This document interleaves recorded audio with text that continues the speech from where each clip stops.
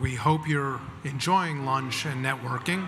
PwC invites you to visit the Wine to Water experience, featuring a global nonprofit tackling clean water crisis.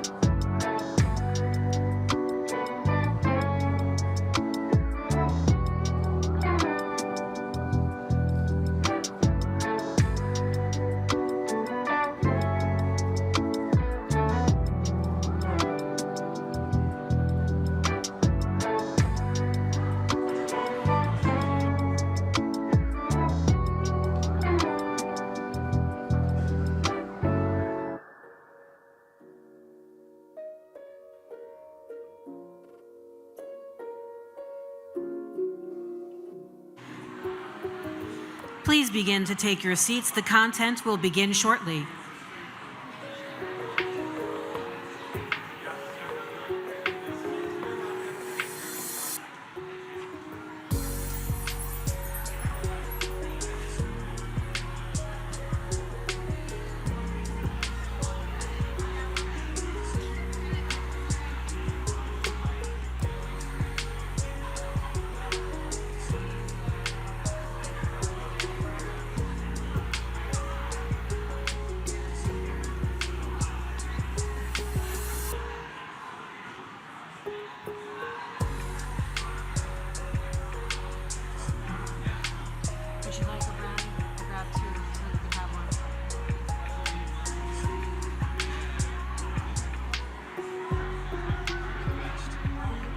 I try.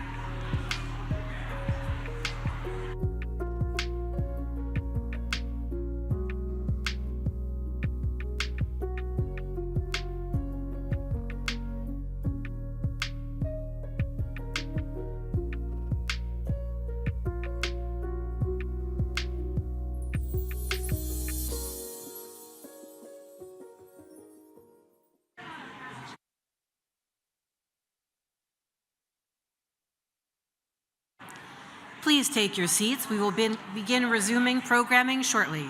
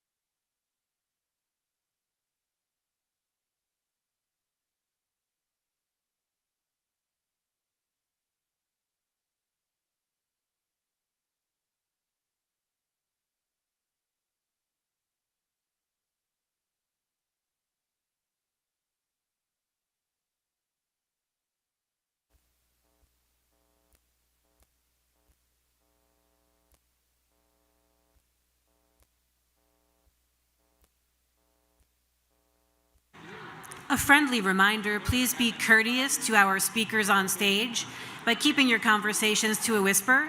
You are also able to use the terrace area for any larger conversations that you may have. Now, for an innovative spotlight, please welcome to the stage Chiara Nurgin, entrepreneur, author, and technologist, and interviewer Catherine Schwab, assistant managing editor, tech and innovation, Forbes.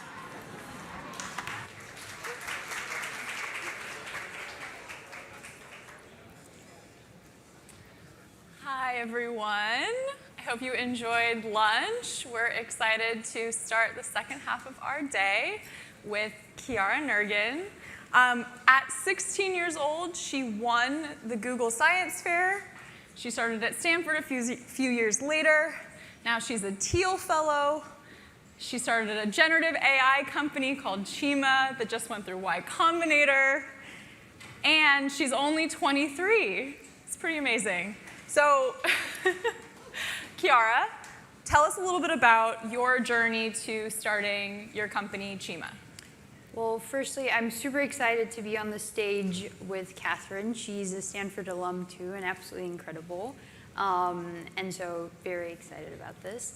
I started Chima with my sister, actually, who were co-founders. After kind of pre-Stanford, I had won something called the Google Science Fair with a AI and data-driven algorithm to help plants combat drought. Originally from South Africa, where I was born and brought up before starting at Stanford. And specifically at Chima, we create transformational layers on large enterprises' data so that they can deploy generative AI models on-premise on their data horizontally across their enterprise. Okay, so earlier today we were talking about the use of AI and how to combat the climate crisis. What do you think, what's the role that startups and technology can really be playing here as we're talking about the UN Sustainable Development Goals, for example? I think there's two aspects to it, which is one, the actual mobilization of data that I think one of the earlier panels really touched on in terms of how that really applies to generative AI, and then the actual development, deployment, and maintenance of these models and what their carbon footprint is. And so GPT-4, for example, is a 175 billion parameter model. It was trained over 500 billion words, right? Google's Palm produced over 300 tons of CO2 just to train. And so these models are inherently not energy efficient, but then also the maintenance of them, right? NVIDIA's GPUs are booming because they really help with the parallelization of running these large models, but they're also 10 to 15 times more energy inefficient than your traditional CPUs, right? So there's a lot more to the actual generative AI that's not sustainable in the way traditional enterprises are approaching them. And there is an intersection that we can find between how you create more efficient models in large companies and how you do that in a way that is sustainable. Okay, so give me an example of how you are trying to bring some of this sustainable focus to generative AI models in a specific company or a specific industry. And so a very specific example would be actually understanding that by just sending all your data to a closed LLM API that, I'm not going to name any names, but there's very sort of competitive companies where all you can access is an API and you're thinking about deploying it across your enterprise. What does that mean for actually being able to securely control your data, and what that sort of means for your ability to talk in the space of generative AI? Because the way the space gets more equitable is the distribution of data across enterprises. And so if everybody's sending it to one model provider that's closing their data, you're losing your voice in the generative AI space as a large enterprise because you can't maintain that model on-premise. You can't safely secure your data. But you can't sort of look at the quality of different models, right? So Google's going to release their new model coming out. GPT-5 isn't being trained, but these models are improving at such a fast pace that if you just align with one provider, how do you make sure that your company has the best quality of model provider? And I think that sustainability within the generative AI space is inherently linked to responsibility and what that means for data governance across enterprises and the equitable data distribution amongst the largest voices, which are the biggest companies. So when you're thinking about, when you're working with a company, how are you using this new technology, which has become such a buzzword very quickly? How is this different than previous forms of pure data analytics or predictive algorithms? How is this different? And how is this going to actually help a company make their supply chain, for instance, more efficient? And so a very sort of specific example is that in traditional ML, a lot of people would go about building their own model. In the large language model space, we're often taking open source models that are already trained, and we're customizing them either through fine-tuning or prompt engineering to be able to deploy them for a specific use case.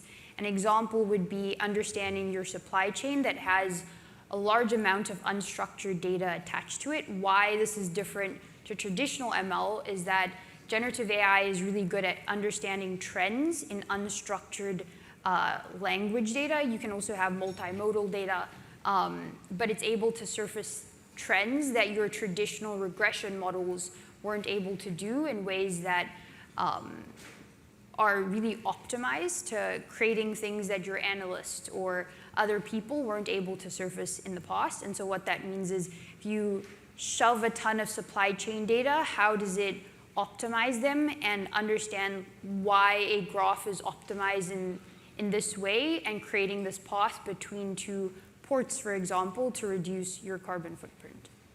Okay, so as a young person in this space, do you find that the executives that you meet really care about sustainability? Does this message of trying to use this new technology in a sustainable way for a sustainable goal, does that resonate with them? I think it resonates because sustainability within the generative AI space is inherently linked to better quality and data governance. And so better quality from generative models is really derived by not aligning with one model provider or one cloud provider and putting all your data from your enterprise across multiple data sources, warehouses, to one company, as opposed to considering multiple different ones and what's the best quality you're going to get for a specific use case with that generative AI model, which is, if we're trying to create more efficient operations for that enterprise, is inherently something an executive thinks about and is thinking about. But then also, how do we make sure that that company actually creates a moat around what they've built and not sort of sharing their data with their competitors that essentially, if everybody's sharing it with certain model providers and certain companies that are in generative AI, you lose your competitive advantage, you lose your advantage to apply it to different use cases that other companies aren't applying it to. And so this is very top of mind, but we're still in the early stages where people are still thinking about how to mobilize conversational AI as a first step. Yeah, okay. So as an advocate as well, it's kind of a bit separate from what you're doing with your company. What kinds of conversations are you having? I know you were at the UN yesterday having some of these conversations. So what perspective do you think you're bringing to the broader conversation around sustainability and what we have to do right now? I think as enterprises even think about hiring young people and think about bringing in Gen Z to their workforce, their cover letters are going to be written by ChatGPT. Most of the times their emails to you are going to have Google's Duet doing it for them. The way that they interact are all going to not necessarily come from the traditional ways you've been exposed to. And so managing them is, maybe you respond to their emails with ChatGPT, is always a good option. But I think specifically the way the younger generation is entering the workforce centers the conversation around how do these companies think about deploying it for their customers, but then also internally, is everybody more efficient with the way that they're interacting and they're communicating and doing work? And are we giving them the tools to do it securely so they can be 10x the same person that they were without these tools? It's very top of mind for especially young people entering the space, but then also with the UN, for example, being a youth delegate with them is understanding how that applies to different countries and the way different people are starting to enter the workforce across different cultures, for example. Okay. What would you say is the biggest thing you're seeing missing from these conversations right now that you think the people in this room should pay attention to? I think that the biggest thing that's missing is how are we thinking about it in a way that's sustainable, specifically in terms of being responsible. We all know that there's a lot of companies racing towards AGI. Maybe some companies don't want to, but if other competitors are, it's kind of being forced upon them. And so what does that mean for a large enterprise that needs to be, or their shareholders are making them think about it, but how do they do it in a way that promotes their interest, is still sustainable, but still making their customers happier and their workforce more efficient. But doing it in a way that's also fast. We don't need to wait 6 months to deploy a conversational chatbot on your help center. You can do that very fast right now. So we can move fast, we can still be sustainable, and we can still do that in ways that are private and secure with large enterprise data. And I think that there's larger conversations to be had around it, but that doesn't mean we can't achieve the efficiencies right now with the technology. Great. Awesome. Thank you so much, Kiara. Thank you so much.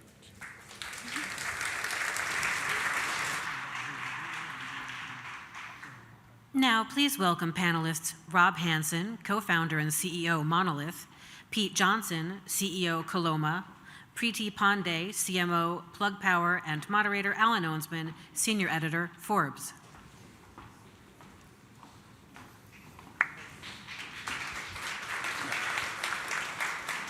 Thank you. for the past 25 years, I think hydrogen has been this topic always sort of on the horizon of offering a lot of promise and potential as a clean energy source, especially in the transportation field. And yet it's never quite arrived. It seems, though, in the last couple of years, things are starting to change a little bit. We have major incentives now coming from the federal government, and globally there's a lot of activity in the clean hydrogen space, trying to source it in ways that aren't quite as dirty and polluting as those that we've known for a long time. On stage, we have three of the most interesting companies in this space right now, and they're all going at this in a very different way. And I think this is a great topic right now. I'd like to start with Preeti to my left from Plug Power. Tell us a little bit about hydrogen electrolysis and how this is going to become like a big business. Sure. So I'm here to say that hydrogen is real. It's here now, and it's already making an impact. So just a quick note on who Plug is as a company. Plug started out as a fuel cell integrator. So fuel cells very much like an engine, uses hydrogen, so zero emissions.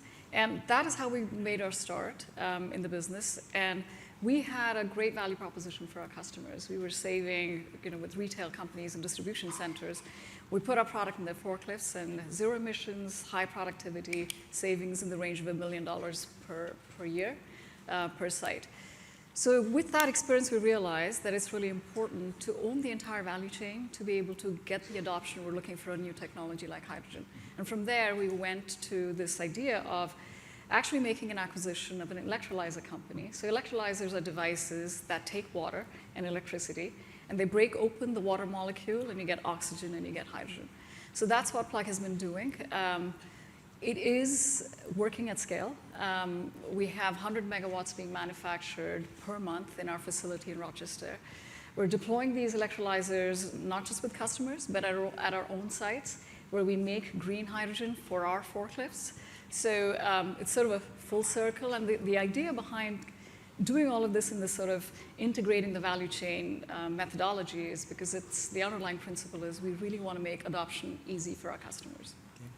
Let's skip over to Rob here and talk about a different approach to both sourcing hydrogen and then what you're doing with some of the byproducts of your system. Sure. Well, thank you so much for having me. So we also use electricity to split a molecule apart into hydrogen and something else. So very similar to Plug Power, except we start with methane. And when you split methane using electricity, you have hydrogen, it's CH4, and you also have solid carbon.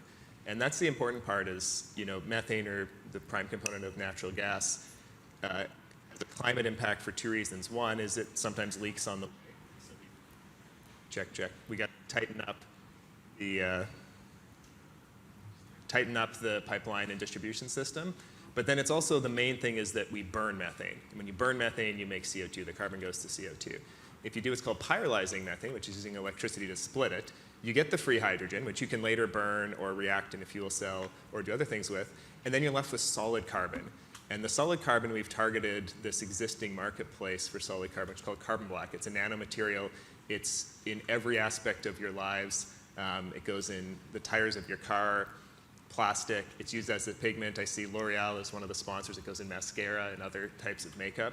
And so we make the solid carbon, which has value and has environmental value. And we also then have clean hydrogen. We're starting with going after existing uses of hydrogen. It's a part of the hydrogen economy a lot of people don't often appreciate, is that it's a huge business. The world makes 100 million tons of hydrogen every year on purpose. The number one use is for making ammonia, which is kind of the mother of all fertilizers. And in producing it in the conventional ways, we make a gigaton of CO2. So as much CO2 as almost the country of Germany is just making the existing hydrogen use. And so we're starting there with trying to clean up that industry before moving on to additional end markets. And then, Pete, would you like to tell us about a different way to go after hydrogen? Yeah, so Coloma is a geologic hydrogen exploration company using data and technology-driven advantages. And that may sound like we're out hunting unicorns and chasing fairies. I co-founded Monolith with Rob, and I've been in the hydrogen business for about a decade and have seen a lot of the different ways to do it. About 2 years ago, I was introduced to this concept of going out and finding hydrogen that was produced via geochemical reactions in the earth my first reaction was that sounded like a fairy tale. And 2.5 years ago, there weren't a lot of people talking about this, but the science of hydrogen being produced in the ground in reactions that were happening underground, the science was very strong. There just was not a lot of evidence that you could find actually large enough accumulations to matter commercially.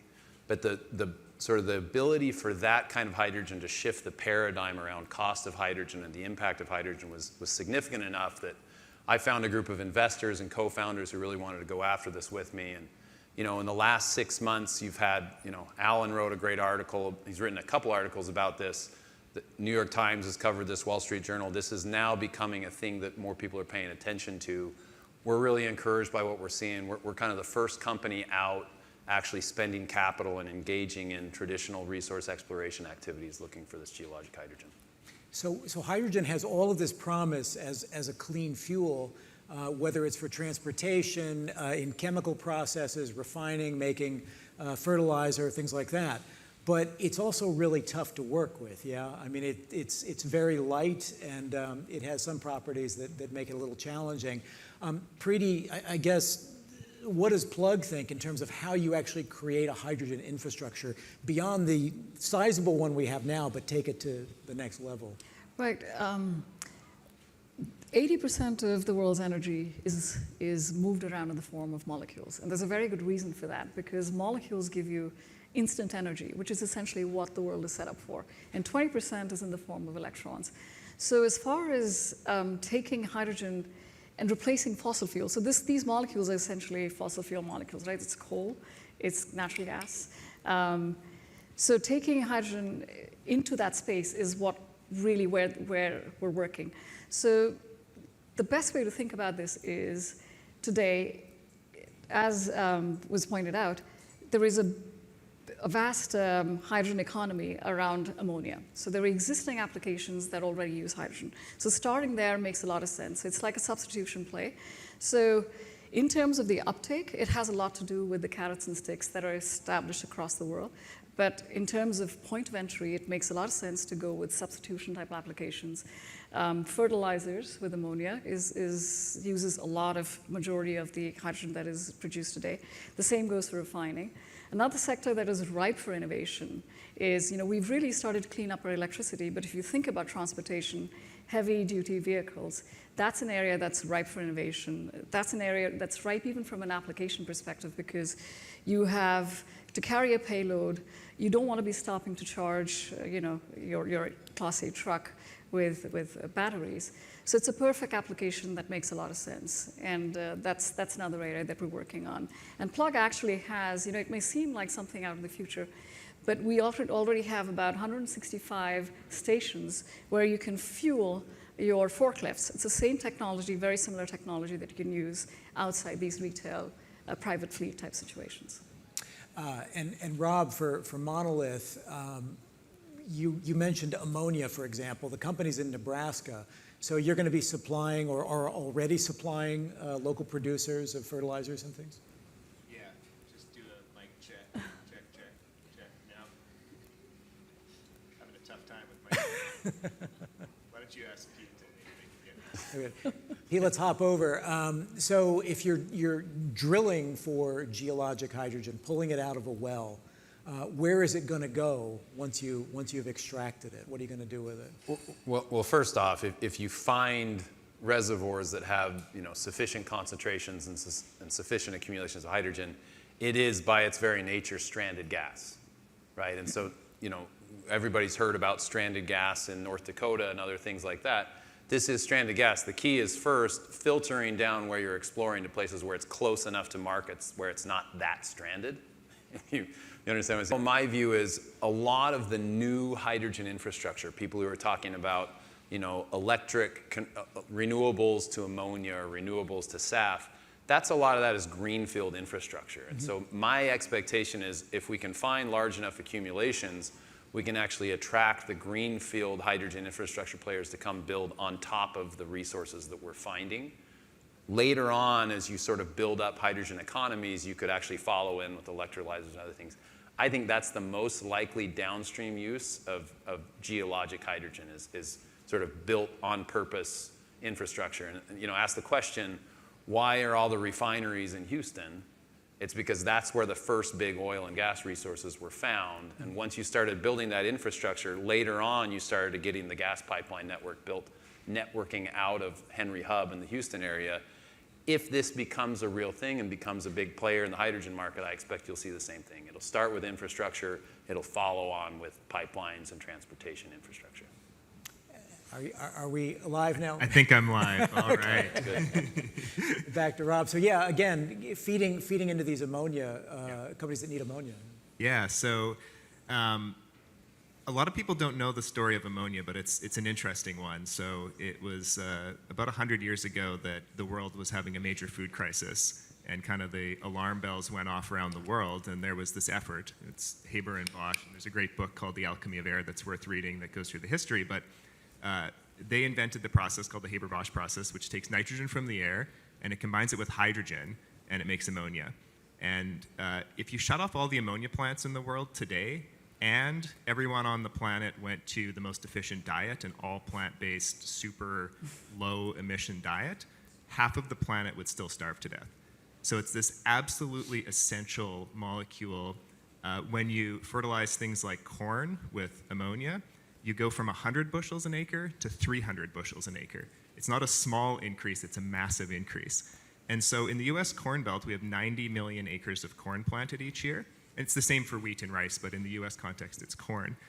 And that requires a lot of ammonia to be put on that crop to grow. It feeds about 1 billion people. The challenge is that the country isn't ammonia independent. We still import ammonia. And it was coming from as far away, the marginal ton of ammonia was coming from Russia through a pipeline that went through Ukraine to Odessa, loaded ammonia into the Black Sea, and then went to the global market. Well, that ammonia is now off the market. At the start of the invasion, that pipeline got shut down. It's since been bombed and mined, and it's no longer capable of transporting ammonia. And so ammonia prices went up 300%. And I think it was a shock to the world, and particularly to the US Corn Belt, where they realized, why aren't we independent on our number one most important input into growing the food that the country and the world uses? And so, that's where we were. We were ready to build an asset that would not only shore up that supply chain, but also do it cleanly, so that there wasn't that trade-off between emissions and being able to provide the raw material to grow the food and fuel that the country needs. Preeti, I wonder, for Plug's thinking about this, moving the product around. So you're scaling up to make lots and lots of green hydrogen all over the place. Are you going to put it in pipelines? I know you're liquefying much of it. What's the best, cheapest, most efficient way to move it around? Right, so hydrogen is a very tricky gas material to work with. So typically you can put it in gaseous form, you make it in gaseous form, you can move it around in containers, and that's very inefficient. So you can liquefy it. So when you turn it into a liquid, that takes serious technology. We're talking about holding it at a negative 250 degrees Celsius temperature. That's 20 degrees above the temperature of deep space. So the option you have is, of course, you can move it more cost effectively, but you've got to have that technology. The easiest, the most cost effective way, of course, is through pipelines, but the pipelines have to be set up to be able to handle a molecule like hydrogen.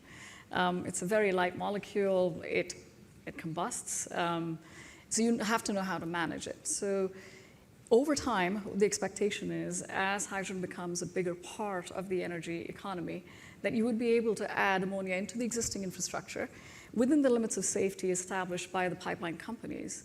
And I think it was just mentioned that there are purpose-built hydrogen pipelines across the world. And at some point, perhaps, we'll have a wider distribution of pipes that are capable of handling this material.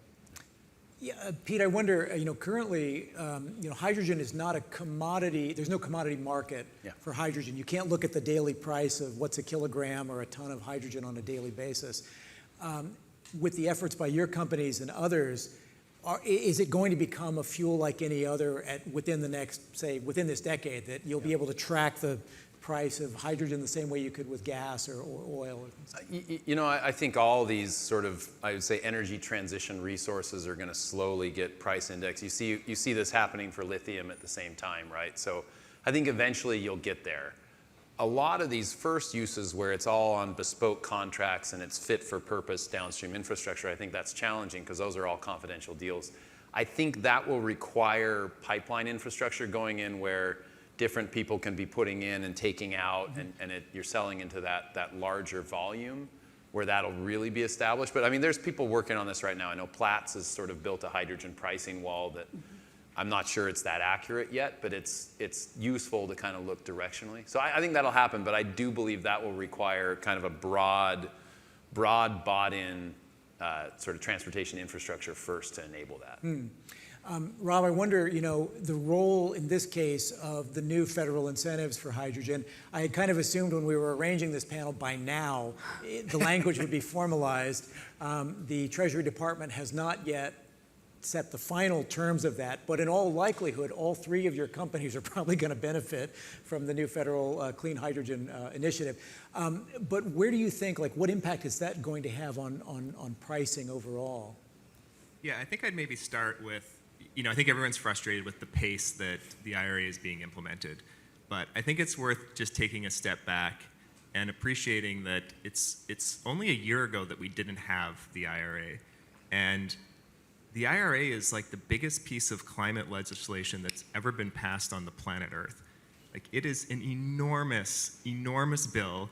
It's very well crafted, very thoughtful across everything from hydrogen to EVs to battery manufacturing, like you name it, and it's been fairly well thought out about how they're going to incentivize the technologies and projects that are going to reduce emissions. So I think sometimes it's worth just stepping back and thinking like, well, we got something to work with here. And I think it's important that they get it right. It's really important that they get it right, because if they get the majority of the IRA implemented right, like, we're gonna have some major climate mitigation.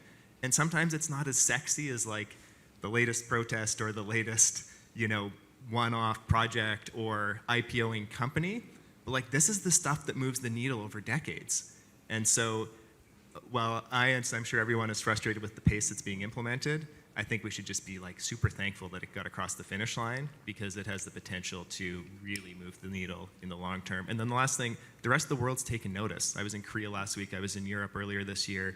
Like, they're all trying to respond, because the US has now taken the position of leadership once again in this area. And I think it's a powerful signal to the rest of the world, and I think we're going to see some follow. I wonder, the pricing trend, obviously right now, as Pete mentioned earlier, pricing is kind of a bespoke thing. Like, you negotiate with a supplier, so the price is going to be different in each case. A lot of people might not know this, but the state of California has a hydrogen fuel cell market, or hydrogen car market. There are about 17,000, 18,000 vehicles on the road. Currently today, the price for a kilogram of hydrogen is $36. And you're getting the equivalent of about 2 gallons of gas. I don't think anyone in here wants to pay $18, a gallon for gas. So clearly, that's not a price that's going to work for a market. So by the time the truck makers show up and want to be hauling long-haul trucks, presumably that hydrogen is not going to be $36 a kilogram. Like, where do you think it's going to end up priced by later this decade? Well, that's a terrible advertisement for So look, you have to work with willingness to pay, right? And we're talking about the industrial sector that is paying $2, so it has to really achieve that kind of pricing. And that's really what the IRA was set up to do. The provision 45V in the IRA is to make up for the difference between a highly mature, already scaled technology and a mature technology that needs to be scaled. Mm-hmm. So that difference really covers the gap between what you can make with electrolyzers. Can't speak for Monolith and you guys here, but that difference is really what is captured in the IRA. So I really hope we get it right. What do you think, Pete, in terms of price? Well, look, I'm going after Coloma because I think this could be very disruptive in the pricing markets. It's a little early for me to be pounding a stake in the ground on that. I do think each use is different, right? Liquid hydrogen versus gaseous hydrogen is a different product that carries a different market value. It's transportable in a different way. So I think liquid hydrogen will ultimately need to be competitive with the cost of diesel, which I think, and you can correct me if I'm wrong, is I think it's about $4 to $5 a kilogram it's delivered. Achievable. Somewhere right there. And I think that is achievable yeah. to support the whole trucking transportation market. I think to be competitive in hydrogen downstream derivatives like ammonia and other things, I think ultimately you've got to be pretty close to being competitive with the price of fossil hydrogen. And that's very well understood. In the US, that's about $1.30 a kilogram.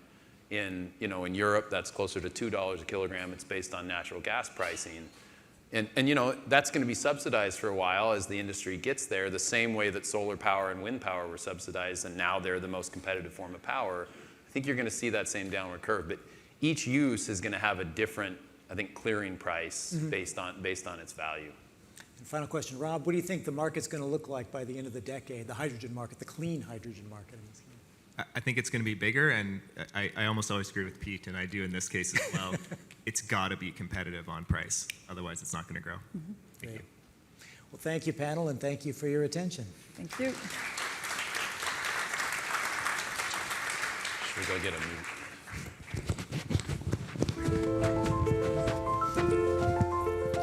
move? Science can inspire us ethically and sustainably, leading the way to a low-carbon world. Making healthcare systems more sustainable and resilient, being bold and ambitious to make people, societies, and the planet healthier. This is the limitless adventure of what science can do. This is AstraZeneca.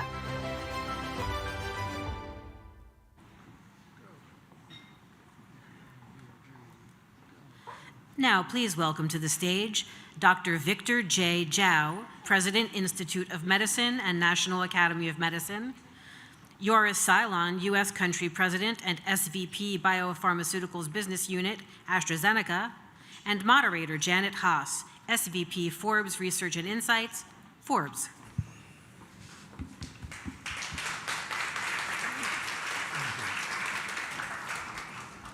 Hi, everyone, and thank you, Dr. Zhao and Joris, for joining us today here at the Sustainability Leaders Summit. I'm very excited about this panel, and I think we're going to jump right in. Climate change, as we know, is a collective issue as the health of people, society, and the planet are all interconnected. So I'd like to start with you, Joris. What is the urgency? Why is it so important for change to happen from the healthcare industry? Thank you. It's great to be with you all. Climate change is upon us, right? The word urgency, I don't think, needs to be repeated.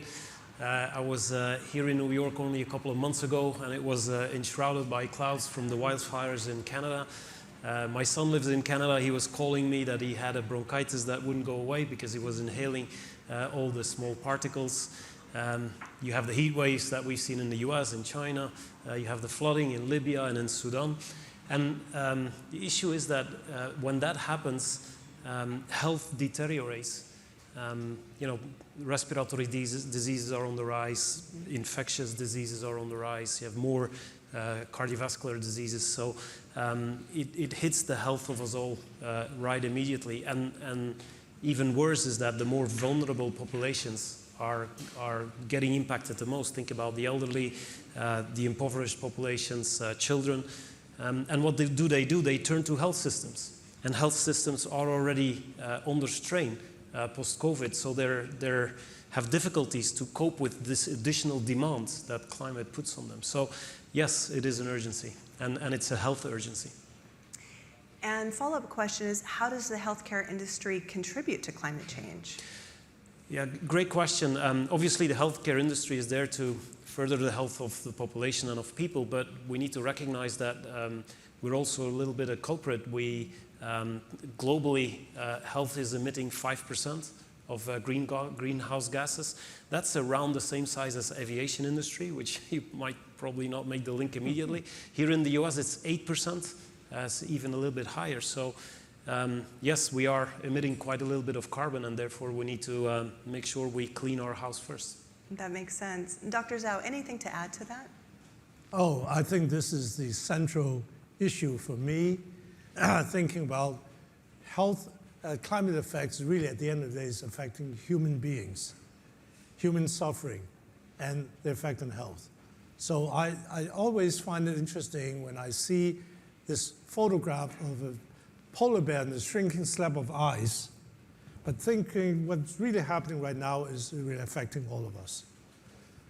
20 million people die a year in climate-related issues, whether it's extreme weather, whether it's famine or drought, whether it's vector-borne disease, air pollution, you name it. It's real serious. And this country, probably about 250,000 people a year. And you all seen, you always talk about the New York, the wildfire from Canada coming in with the smog. Well, you can think about the air pollution. Jeff Godell recently wrote a book, talk about living on a scorched planet, and said about maybe globally about 300,000 people die from extreme heat, and probably another 100 million are living condition of extreme heat. So this is a big issue. I don't think we talk often enough about what it's doing to human health, making it more humanized, making it more relatable to all of us, to say climate is not only having this future problem, it's having it right now, affecting all of us. And you've spoken a lot about how it's not just a crisis of public health, but also a crisis of health equity. Talk with us about how climate change is impacting populations around the globe and here in the US from an equity standpoint. Yeah, so when I talk to some of my friends, people like you say, okay, yeah, I think I can take care of myself. But in fact, you think about people who live in poor countries where they emit probably a minimum amount compared to rich country, like 1% of the world's richest country emit probably more than 2-3 times the poorest countries. So that's fine. But the problem is that many of the people who live in these low-income countries are dependent on natural resources, agriculture, fishery, right, and other things in order for them to do a living. So that's huge impact on them. But also, most people in low-income countries don't have the mechanism for protection, whether you talk about air condition, adaptation, or even mitigation. So it's a real substantial problem. In this country, we see the same problem. In the poor, low-income counties and communities, they have the biggest impact. We work with the research University of Maryland. We do a heat map, looking at where the counties throughout the country with the biggest climate effect. You can superimpose them, in fact, with many low-income communities. So that's it's a major inequity in terms of climate effect. And of course, many of the people living in those settings don't have health insurance, don't have easy access to health and whole bit. So it's a real equity problem. I've certainly said that it's also a crisis of equity, not just a crisis of health. That's right. From your leadership in the National Academy of Medicine, what are you doing about this? Yeah, so for those who are not familiar with us, I'm sure you heard of National Academy of Sciences. That's who we are. There are 3 national academies in the United States. All were chartered by Congress, and in order to be independent but advising Congress, the U.S. agencies, but we now, of course, advise everybody, because the nation is everybody, and globally we're very active. So our job is to really look at what are the major issues that are confronting health. I'm the president of the National Academy of Medicine, and what are we going to do about this?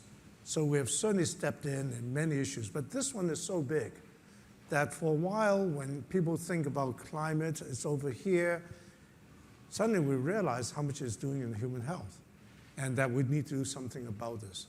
So we have launched a few years ago what we call a Grand Challenge. A Grand Challenge brings people like you and yours and others together to say it's not only health people, but people in other sectors to say this is an important issue, let's act together. And Julie Roden, who is the previous Rockefeller Foundation president, chairs this along with me and others. And what we're doing are 5 things quickly. One, of course, working along with yours and others, look at how do we address the issue of equity? How do we go to communities to say, let's hear what you need, and how can we co-design solutions with you? We bring in not only ourselves, but people like in industry, foundations, and governments, EPA, HHS, and others. Second is looking at the intersection between different sectors, because climate is affected by agriculture, transportation, energy, so is healthcare, right? Think about the time. I think how much carbon emission. It took me an hour to come from downtown to here in an automobile. And so, so frequently people have to travel to see doctors and others. Transportation, energy, agriculture, so obvious. So what we're doing is to say, let's bring together all these sectors to say, how do we plan together and learn from each other to minimize the effect on human health and human inequity? That's, believe it or not been done, because each sector tends to look at its own emission, its own mitigation, versus saying, what are we doing to human beings? So second. Third, of course, is research, innovation. What are we doing to enhance research to look at this issue? And then, of course, we're also very much looking at communication. We've got to get this message out. So we are asking all the medical schools, nursing schools, and health professions to really start educating our own workforce. We still are the most trusted professionals by public to be able to educate the public as well and begin to actually act in such a way. And most important, therefore, is to work on decarbonize the healthcare sector. Europe says 5%. In the United States, it's 8.5% of emission of the entire country. That's big. You think about going to hospitals and looking at all the high-level machines, high technology, all the waste and stuff. So we need to start working on reducing ourselves to do no harm, change our practice to reduce the amount of emission that healthcare emits. That's great. Joris, what strategies has AstraZeneca implemented to lower its carbon footprint and drive sustainability? Yeah, I like when Victor is saying, do no harm and let's heal ourselves first. So we all have a role to play. AstraZeneca has put forward a quite ambitious plan, which is called Ambition Zero Carbon, with an objective to be carbon neutral completely across our whole value chain by 2045. By 2030, we'll be at half of that across the value chain.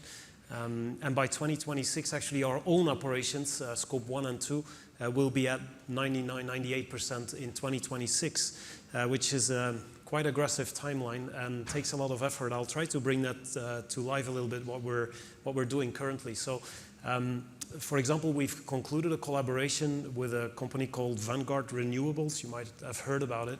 And the idea is that by 2026, all our operations in the US, that's including supply, distribution, or commercial units, will be fueled by renewable gas. The way we produce it is we go to local farmers where we will have it's like a skating ring with a big balloon, and in there you'll have cow manure and you'll have food waste, and that produces methane. We capture the methane and we transform it into renewable gas that then will power all our plants. That is signed, it's done, and we're on track to hit a complete neutrality for all that infrastructure in 2026. Bringing that down one level more, we have around 5,000-6,000 fleet. Our commercial people and our medical people are in the field working hand in hand with health systems in the country. By the end of 2025, we make a pledge that all these people will be driving electrical cars. This year, we're around 35%. Next year, we'll be at 70% in 24, 25, 100% electrical car. And a third example is about travel. You mentioned it takes a long time to get here with the car. Probably some people have flown in. We're asking our people to reduce air travel by half versus what we did pre-COVID in 2019. So we are operating with a carbon target for flights and holding people responsible to halve that in 2026. So a lot of effort is going on to heal ourselves. I like that. And other industries as well. Dr. Zhang. I was going to not only commend AstraZeneca doing this, but to let you know that when we talk about health sector and the emission, it really includes hospitals, clinics, but their industry. In fact, the supply chain responsible for about 70% of emission. So if you're really going to cut down, people like AstraZeneca, the suppliers need to really change things, right? Think about the trucks and transportation, the manufacturing, so many things that needs to be done. So I think it takes a collective effort to do this, and thank you for leading this. I know you're working with us as is GSK, Medtronic, and others. We put together this decarbonization effort for United States health sector, and we have, in fact, industry, we have educators, we have hospitals, healthcare deliverers, we have policymakers all trying to work together. The same goal as you have, which is trying to meet the 50% reduction by 2030 and net neutral by 2050. Right. It takes everybody to work together. Yeah, and maybe want to build on that. Our CEO, Pascal Sorio, has been leading the Sustainable Markets Initiative, which has been brought forward by now King Charles. He was Prince Charles when he set it about, which has the same objectives, bringing together a coalition of industry, academics, governments to try to see how we can standardize, how we can help each other to go down this path of zero carbon. And I know there's context as well between what you are doing in SMA. It's another form of collaboration, I think, across the ocean that we're trying to bring about. You know, one important area, for example, is procurement. And we need to set up standards of procurement whereby you know the vendors, people you work with, meet a certain degree of sustainability goals. So UK is way ahead of us in the National Health Services, NHS, and we're learning from them. We're borrowing some of the ideas to introduce to the United States. So you touched upon some of the unique challenges for the healthcare industry or even large hospital systems. What are some of the other challenges with the industry reaching their net zero healthcare goals that are unique specifically to healthcare? I think the main one, I mean, if you break it down, the main one is, I think, what Victor alluded to, 70% is captured in supply. So I think we really need to step up our efforts to get to common standards so we can benchmark across each other. We can capture that data in a transparent way. We are working together. We're one of the first companies to sign up to science-based targets, which I think helps to have a standardized.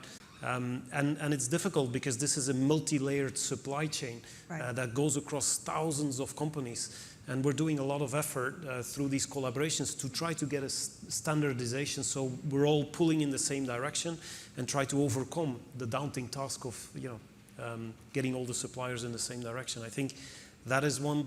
The other one that I'm quite excited about is we're looking at, from a patient point of view, and maybe you don't realize, but for example, a patient with diabetes, when you follow him or her through the life course, and what that means in terms of emitting carbon, there's so much we can do by do more preventative medicines, early diagnosis, early treatment, so we can treat these patients at home rather than having them being treated in a hospital, because hospitals are emitting quite a bit of carbon. Let alone in diabetes could lead to chronic kidney disease, could lead to dialysis or even transplantation. And I'll just give you one number.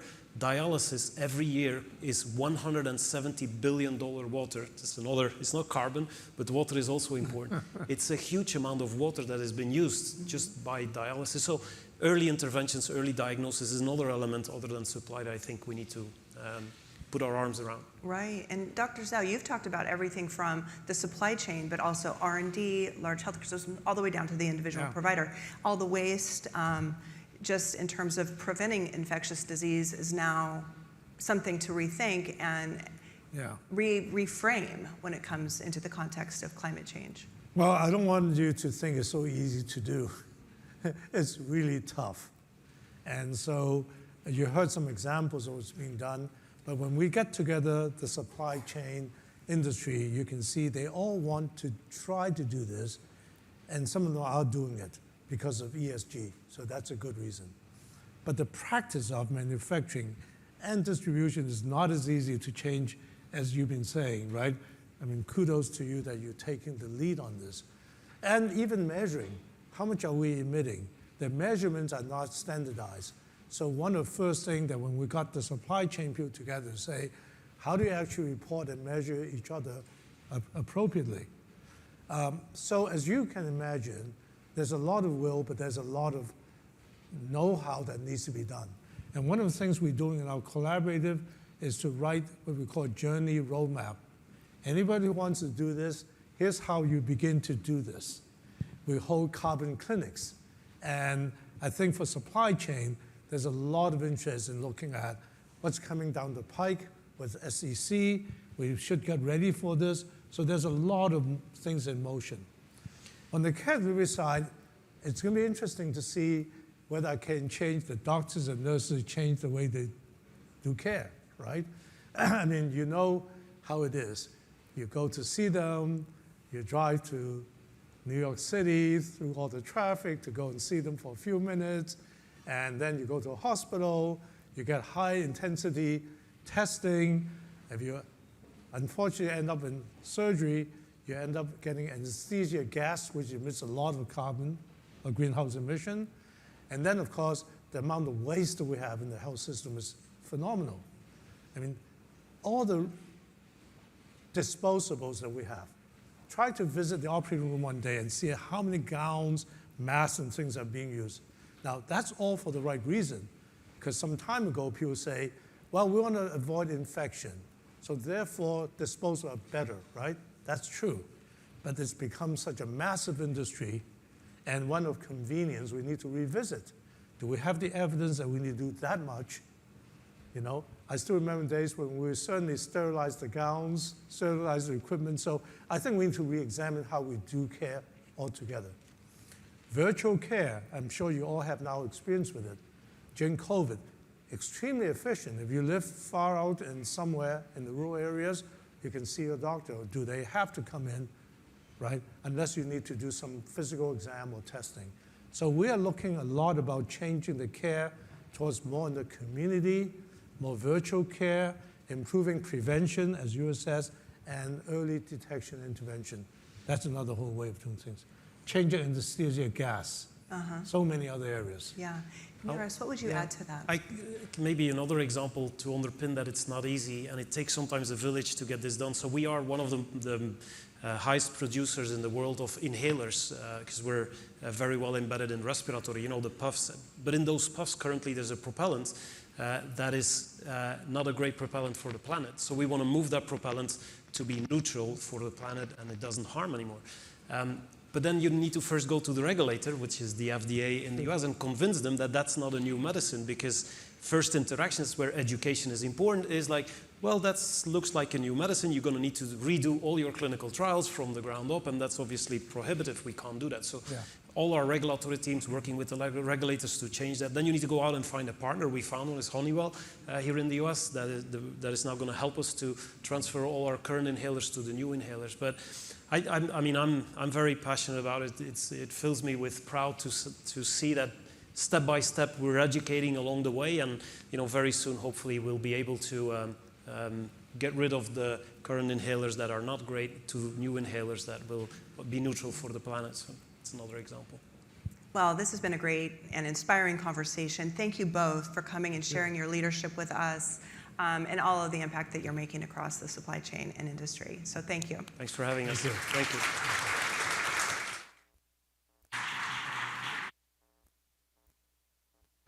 Please welcome panelist Benoit Bazin, CEO, Saint-Gobain, Stacy Kauk, Head of Sustainability, Shopify, Charlene Lake, CSO and SVP Corporate Responsibility, AT&T, and moderator Diane Brady, Assistant Managing Editor, Communities and Leadership, Forbes.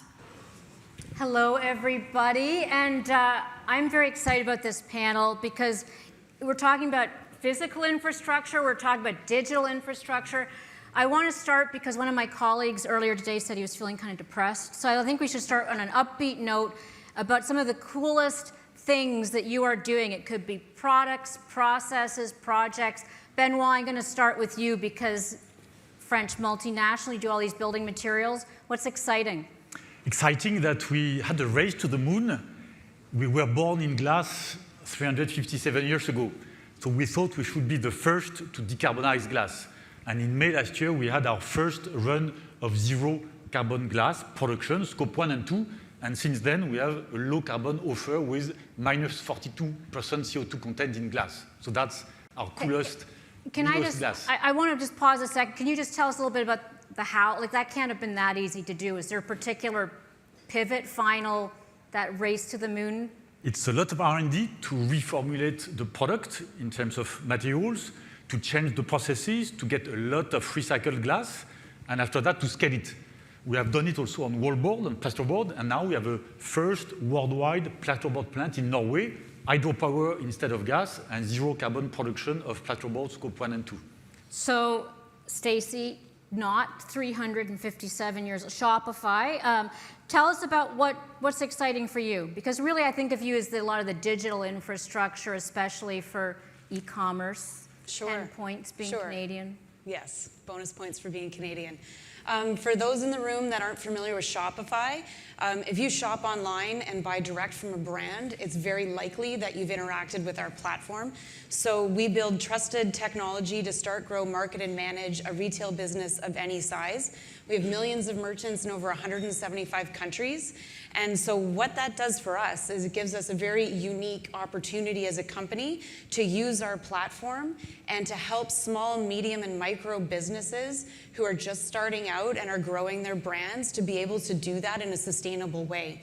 And so we have an offering for our online stores where our merchants are able to understand their emissions related to shipping all of the orders placed on their stores. And then they get insights on how to reduce those emissions, but then they can also have access to high quality carbon removal, not carbon offsets, but support projects that pull carbon dioxide from historical emissions out of the air and store it away for a long time. And they have access to those credits. So if you think of, your favorite new brand on the market, they don't have a climate team, they don't have a sustainability team, but we have the ability to use our platform to remove friction to enable action. So that's what makes me the most excited. And let me pause a second, because is it like, I imagine when all the calorie counts went up in New York, all of a sudden you're like, really, 1,200 calories? And so did it change behavior when you started to say, oh, by the way, this is your carbon footprint when you do this? I think it's really interesting because it depends on what you're selling. Like if you're getting diapers or toilet paper or whatnot, like that's an overnight delivery. You're like, oh, I really need that item. It needs to show up tomorrow. And right now, we don't have a lot of alternatives to, air freight. But for some of our brands, if you're buying some shoes or a purse or some jewelry, you can wait 5 days. Slow shipping is the way to go. And so surfacing some of those insights is a way to adjust consumer behavior. And Charlene, you have both digital and, of course, physical infrastructure. So what's exciting for you?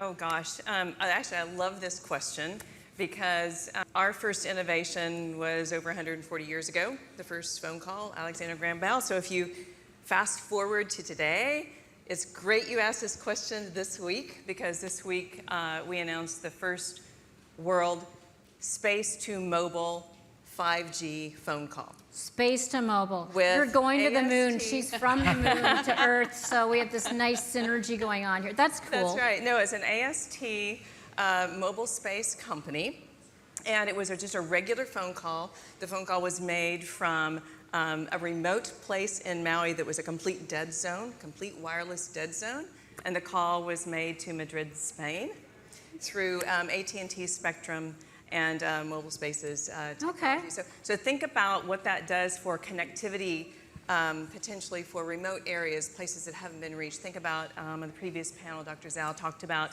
telemedicine, the remote health that could potentially be available now. So, yeah, and then what kind exciting. of physical infrastructure you need when you can just hit the moon. Happy to talk about that, but But no, yeah, well, I want to talk about sustainable, we're talking about sustainable infrastructure. Benoit, you mentioned, you're a company that was born in 1665? I'm now doing my math in reverse. But when did you decide that you had to become sustainable? Like, what was that journey? Was there a moment in time? Because obviously, you were doing cutting edge things 50 years ago that are not cutting edge today.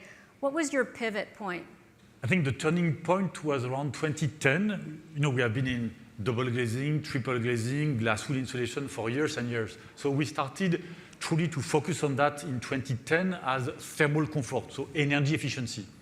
In 2016, we took internal carbon price around the world for any research development or any capital expenditure decision. So it was 7 years ago, and it allowed us to drop by 42% the carbon intensity of Saint-Gobain today. And now we are all focused on light and sustainable construction. So that's not only the strategy of the group to maximize the positive impact we can bring within the construction sector. When we retrofit homes with energy efficiency, you drop 6 times the energy spent in a house and therefore the CO2.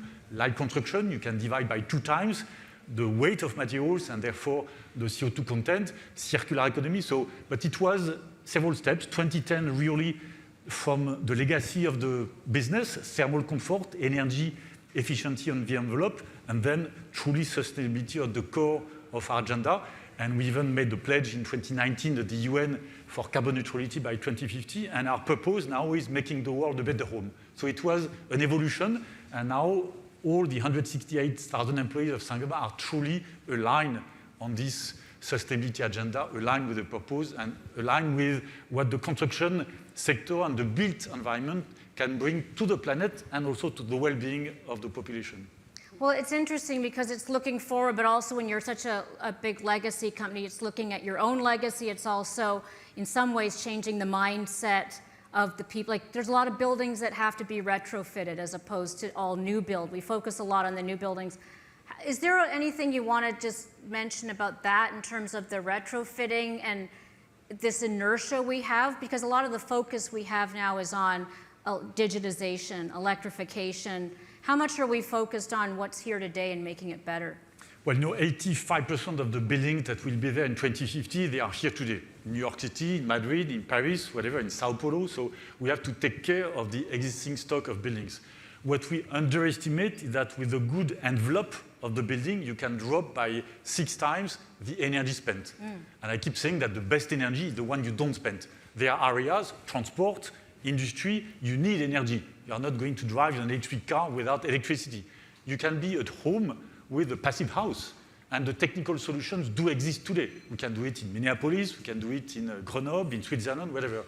The trick for us now is to truly raise the awareness within governments, public bodies, regulation, and make them realize that we can save so much energy within buildings and therefore save on CO2. That's there. Buildings make 40% of the CO2 emissions. Sometimes people go to war on energy. You have the energy, it's free, and the best energy in buildings is the ones you don't spend. So let's move. We have to make all this fragmented value chain of architects, homeowners, contractors, craftsmen, city mayors, moving in the right direction because it's a collective effort. The technical solutions exist, but we have to massively work together as a collective call for action. So, Stacey, I want to pick up on that a bit in terms of how do you define, sustainable infrastructure? You've talked about the transparency aspect, which is really important. But when you think about your job, what are some of the challenges, frictions, and opportunities that you see? Sure. So as a technology company, we're really talking about internet infrastructure. We're really talking about the power that runs all of those servers, all of those computers, and all of the infrastructure that powers commerce around the world. And so for us, that means growing and bringing on the stock of renewable energy in our power systems. And so, we're not the most carbon intensive company, right? We live on the internet. We're a remote first company, so everyone's in their houses, but we're all operating our computers on the electricity system. So what we've done is we've found a way to collaborate with other players in the ecosystem to sign power purchase agreements to go out and enable the construction of new renewable facilities. So we actually signed an agreement with 2 other companies in Canada to build a new wind farm in Alberta, which is one of the most carbon intensive grids in North America. And so what we're trying to do is bring on more renewable power at the same pace that our business is growing and the renewable energy that's needed to power that in a sustainable way. So rather than focusing in on small opportunities, we're thinking about the big levers that we can pull. And so it's about supporting those new technologies. So that's for the renewable sector. But we just talked about shipping, and like that is very hard to decarbonize, and it's going to be very expensive. So we could not really do much about that, or we can think about ways to be innovative to support the adoption of these new fuel alternatives, for example. So one thing that we do is we pay the green premium on sustainable aviation fuel. And so we'll pay the difference between regular jet fuel and the SAF, and then we have that injected into the fuel supply. And we can't right now possibly find enough to deal with all of our corporate travel or all of the emissions from overnight shipping, for example. But what we're doing is starting it and trying to be that example in a transparent way. It's a shame. I mean, I actually, when I was on Japan Airlines, it was used cooking fuel. Used cooking oil was part of the fuel that we used last week. So There you go. Maybe there's another way, and Totally. eat more French fries. Who knows what'll Well, happen. and you have to be that example, right? And you need to put out, this is how we're trying to catalyze this sector. And then you can get others following that example. And then when you stack that demand, you can actually have a big impact and drive change. So, Charlene, I want to go to you. Tell me how you think about this, because I've also known of you've had multiple hats as well. Sustainability, you also think about it from a communications, a marketing point of view. How are you thinking about sustainable infrastructure right now in terms of what the possibilities are and your biggest challenge? So I think one thing we all have to be reminded of is our digital world, your cell phones, none of it works without a physical infrastructure. And so that's why resiliency is so important to us and other infrastructure companies like us. We started working with Argonne National Labs, that's Department of Energy's Argonne National Labs, a few years ago. And we asked them to create new climate data on climate models that helped us project the probability of impact to our infrastructure at least 30 years ahead. And that's important because our company and other companies like us, the data we had was like a 10-day weather forecast and historical data. And our employees laid 67,000 miles of fiber last year. We want that infrastructure to last for decades. And so resiliency was important. So we got the data now for 48 contiguous states. We have wind, we have wildfire, we have drought, we have flooding. We overlaid that onto our maintenance and our planning systems so we can be smarter about how to allocate assets, how to allocate our capital. Where do we put our generators? How do we prioritize that? Where do we? Is it easy to know? I mean, I guess it's easy to map these things out now, but Now it is much easier with this data. Now it's also easier now for you to do this and anybody in the room, because what we did is we joined with FEMA. We have to remember we can't be resilient in a vacuum, right? I mean, we have to be resilient as a community because we're interconnected. So we joined with FEMA and Argonne and AT&T, and we built the climate resiliency portal. And you can find it. You can do a search now. It's CLIMRR, Climber. And so that data now is out available to the public. And whether you're an urban planner or you're an engineer or just somebody interested in resiliency, you can look at this data. It is based on technology, right? But it is non-technical data. It's visualized. It's free, by the way. It's visualized. It's dynamically downscaled. So you can actually apply it. You can search by zip code. You can search by municipality. And now planners can do things like understand where intense rains are going to happen.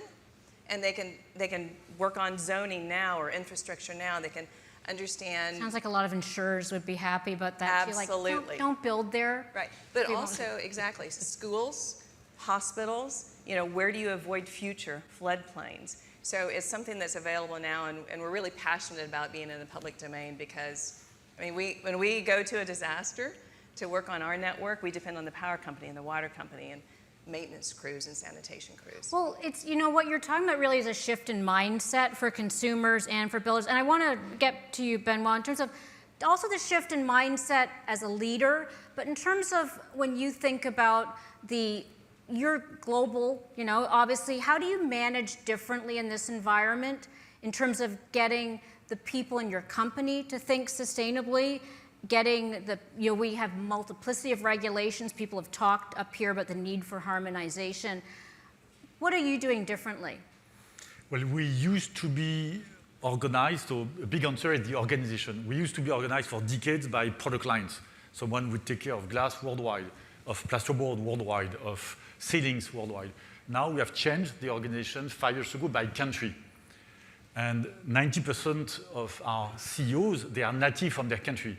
A Vietnamese manager in Vietnam, a Polish lady in Poland, a Mexican manager in Mexico. So they take care of the full set of solutions. They don't provide just a piece of glass, but a facade solution. They take care of the acoustic of a classroom to help the teachers educate better. They take care of the health workers in a hospital, like we just heard. So being organized by country is very efficient. Why? Because first, you are totally connected to your local customers. We don't have the same regulations in France than in the US. In France, for instance, the building materials manufacturer, by law, have to take back, since May of this year, all the demolition waste. In the US, it's cheaper to landfill.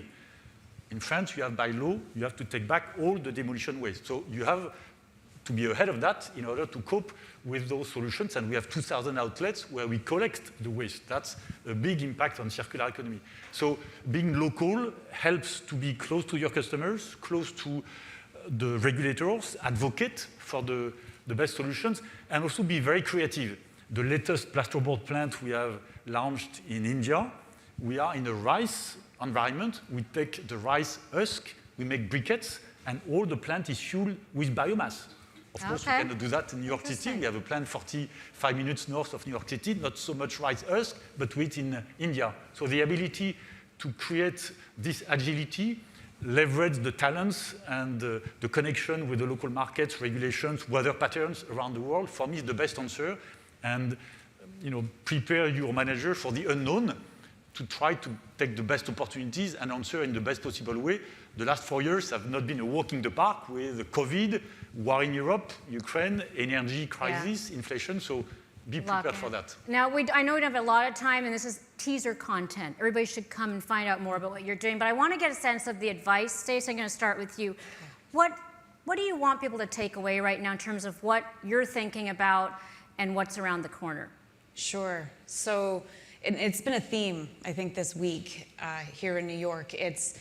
It's about all the conversations that businesses are having. There's things that we can learn from each other, and we can break down silos. I think this panel is so interesting because we have... We think so. Yeah. It is such a diverse group, and I think learning from each other is really important. And taking those approaches from other sectors and looking at your own business. And, it's really great to do commitments and measurement and being data informed and all of that, but you know your business and you know what your business is uniquely positioned to do. And I would push everyone to think about how can you help your customers be more sustainable? What can your product uniquely enable in the world that is going to advance our fight against climate change? And I think we all know what the answers are. It's hard, but we all have to do it together. Yeah. Charlene? I would say two things. Especially if you're just starting out, you don't have to do this alone. There are plenty of organizations that can help you. When we started Carbon Trust, BSR, Business for Social Responsibility, there are plenty of organizations who are willing to step in and help you. And then the second thing is really related to what Stacey said.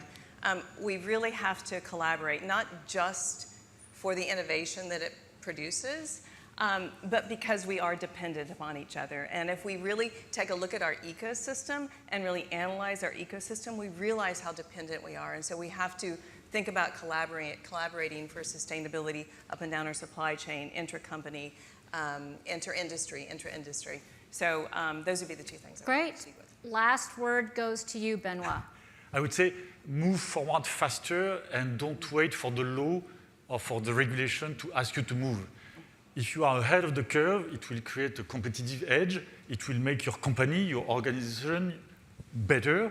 You will learn, and more importantly, you will engage all your workforce, your stakeholders, your suppliers, your customers. So don't wait, be ahead, and lead. That would be my takeaway. I can't think of a better place to stop than there. So thank you very much, all three of you. And again, thank you for...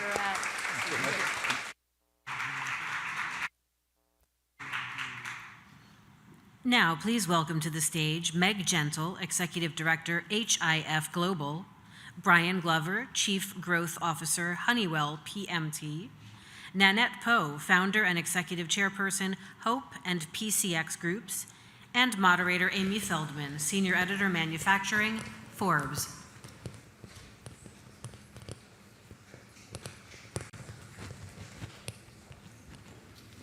So I want to just say a warm welcome to our three panelists. I think we're going to have an interesting discussion. As with the last panel, we've got some diversity of businesses and diversity of opinions here, so I hope we'll have a lot to talk about.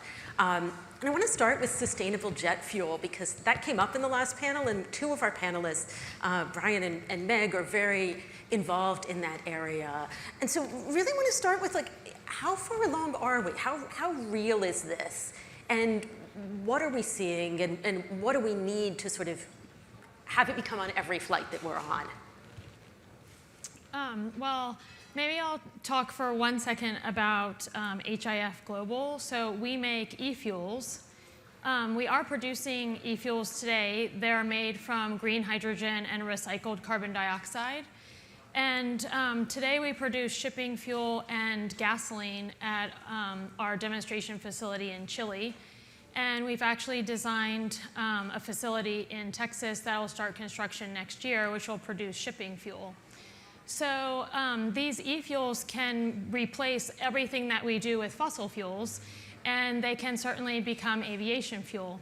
So we've actually started preliminary engineering with Honeywell to make an e-fuel that is a sustainable aviation fuel. And we're probably 18 months of detailed engineering before we can start construction on that facility. But our second facility in Texas will be producing e-SAF, e-sustainable aviation fuel. So I'll let Brian really talk about the technical side of the e-SAF pathway. Okay.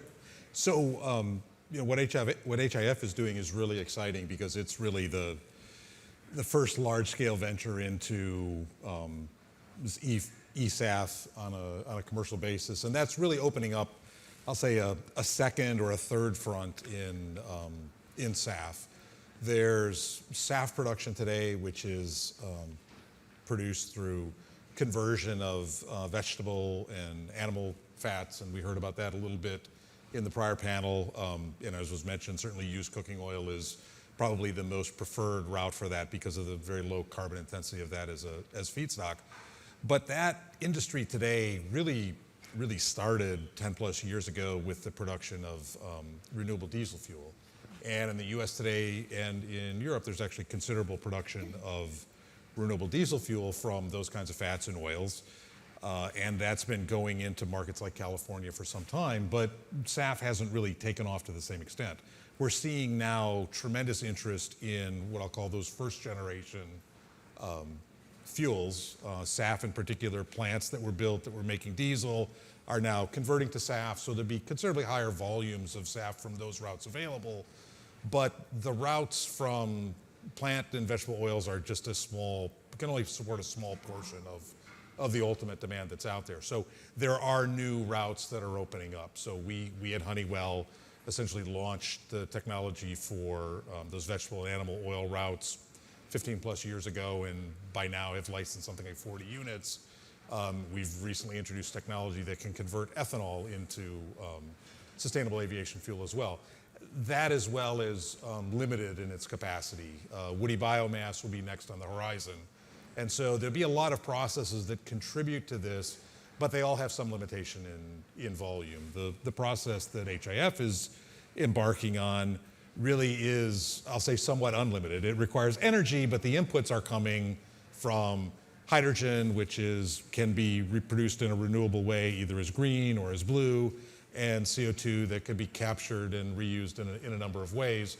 So it's really only limited by the energy input and the plants that are built. So in terms of SAF, broadly building out in the industry, it's absolutely something that can happen. It just requires the commitment to get there, as well as the commitment to developing a number of routes and developing the renewable energy that's required to underpin all of this.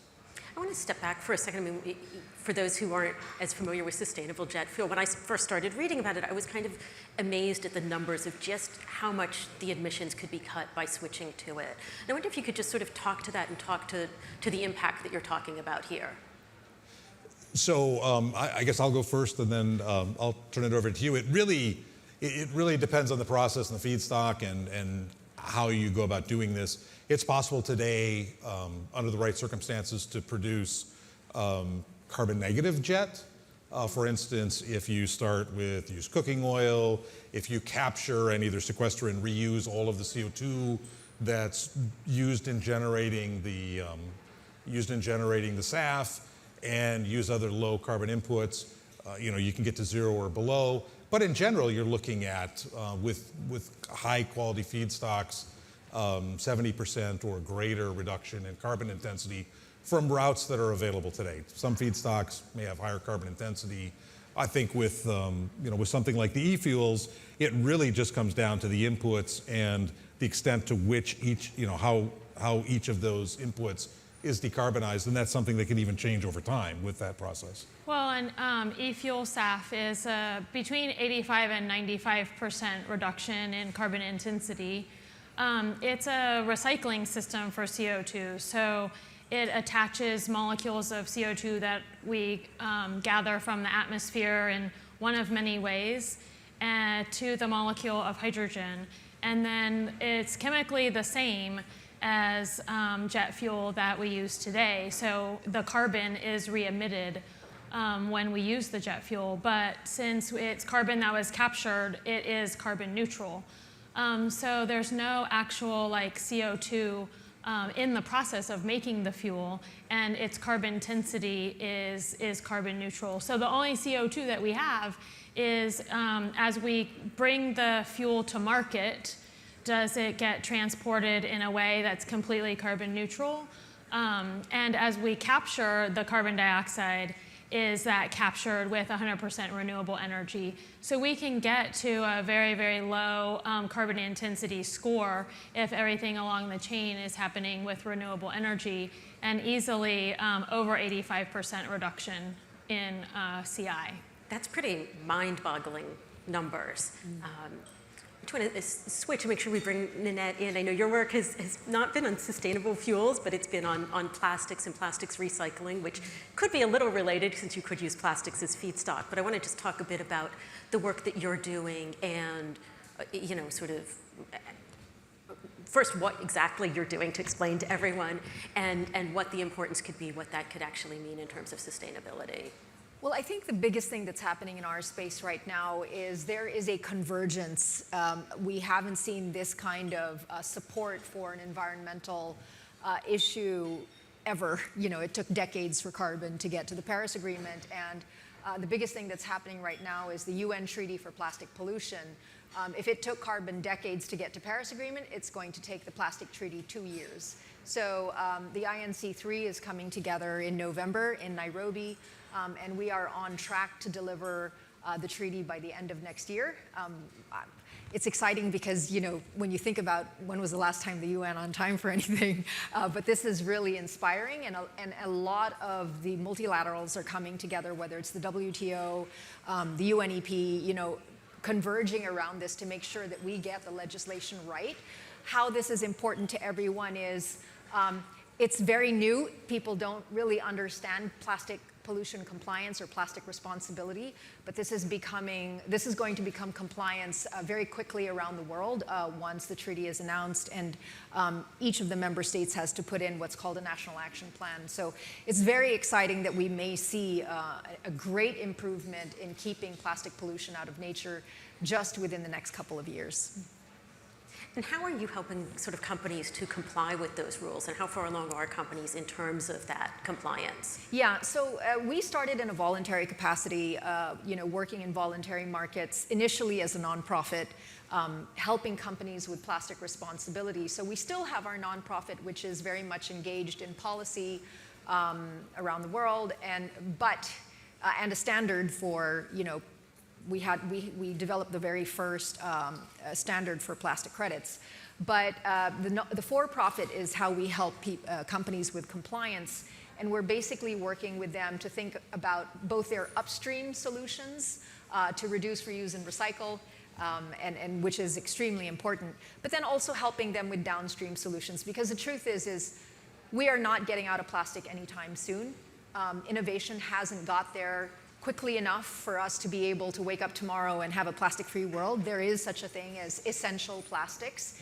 And so if you think about the plastic pollution debt today, which is about 9 billion tons, which is threatening the environment, by 2050, even if we get a 40% reduction in our usage of plastic, that's going to still bring in an additional 9 billion tons of plastic waste. And there needs to be a way for us to manage that post-consumer, cleaning it up and looking at funding mechanisms, perhaps like credits and other, EPR mechanisms to clean up that plastic waste post-consumer so it doesn't wind up in nature. Can you talk a bit about the credits and how those might work? Yeah, so I just came from another conversation about this. The problem with credits is there's a really negative halo around that term because of what happened in the carbon space.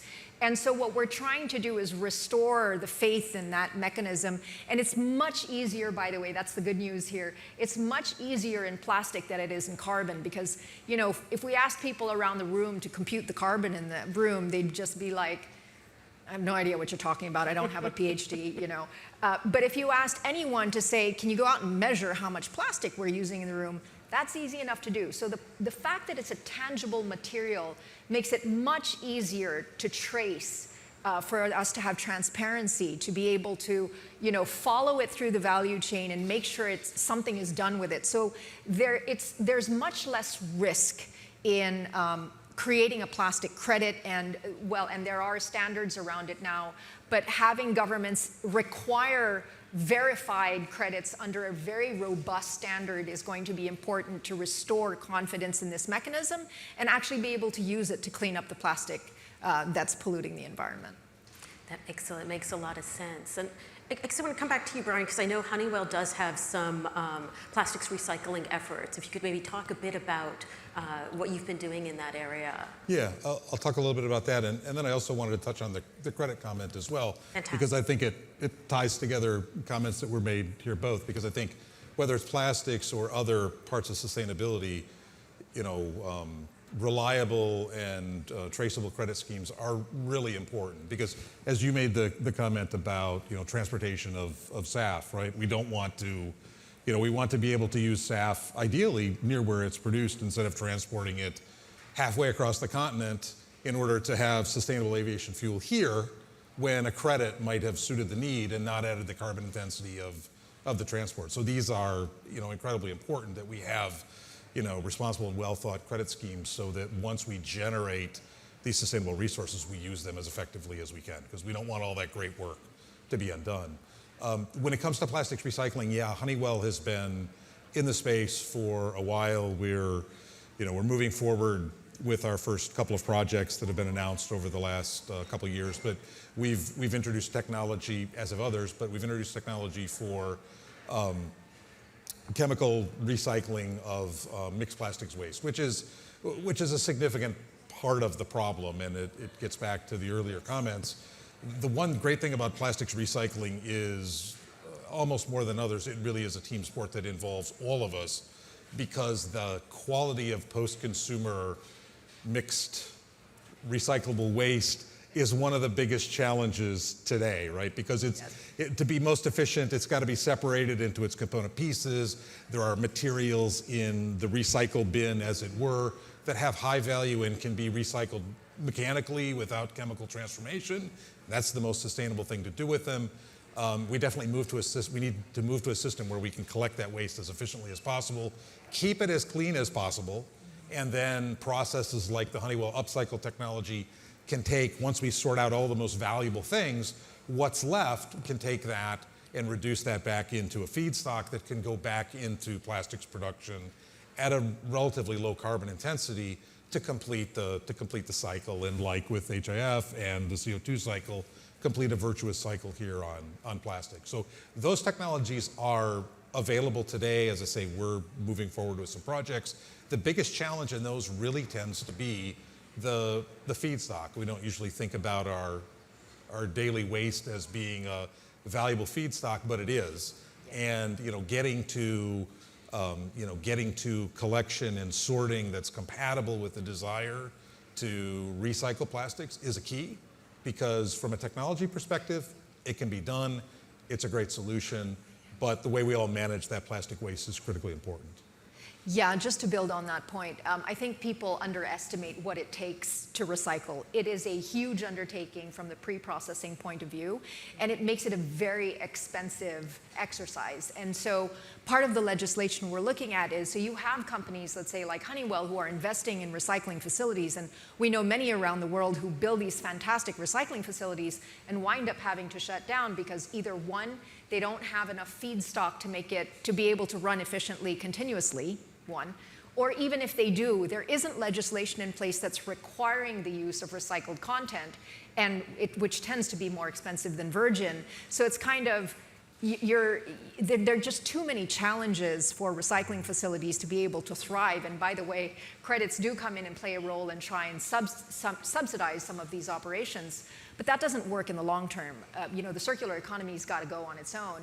And in order for that to happen, I think legislation needs to be in place, because in voluntary markets, and I loved your speaker before this saying you should do things in a voluntary capacity, the truth is it's not a level playing field, and people need to get in and be complying with standards for packaging, introducing recycled content, so that we can keep recycling facilities up and running and doing the right thing. I'd just like to throw that out also to Brian and to Meg. What things legislatively, what kind of rules do you think would help on this? Or do you think that rules would help on, regulation would help on this?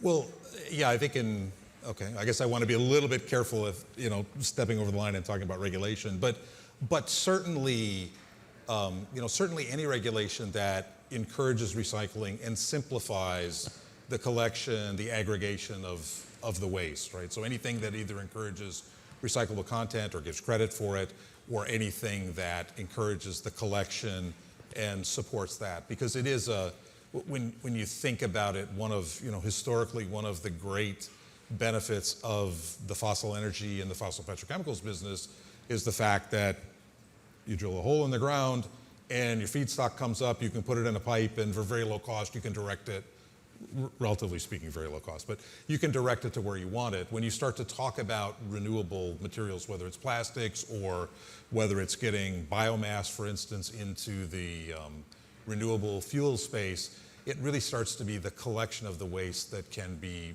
problematic, right? So streamlining the way we collect and recycle, certainly encouraging the use of recyclables, and also better management of the plastics we use and how we use them. And it's something that industry is taking on today, but the way packaging materials are made, things get added to them, some for performance that can't be avoided, some for marketing purposes that make recycling much harder, right? So in terms of how the plastics are produced, encouraging their reuse, and then encouraging collection and recycle, I think governmental support in any of those areas will help without trying to be prescriptive on how it should be.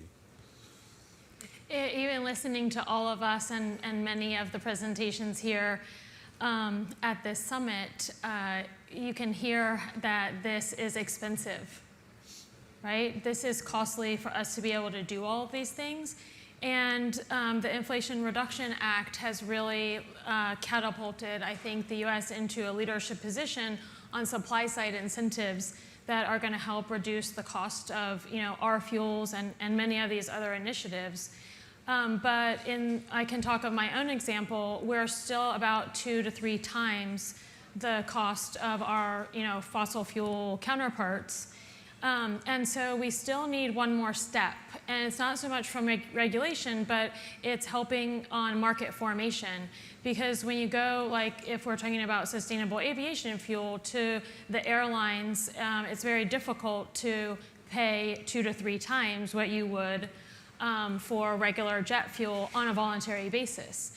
But if we had mandates that you had to have, almost like we do with ethanol and the gasoline market, that you had to have a certain percentage of your overall aviation fuel that is coming from SAF, then it'd be very small percentages even, if we even start with 3 to 5%, then that additional cost of these different fuels could be spread over all of the volume, and it wouldn't actually be a very big burden increase. So I think that's really the next step that we need to do in market formation, where policy, whether it's federal policy, state, or even global policy across many regions, will help us in the market formation that will then enable us to build larger and larger facilities to get that cost down.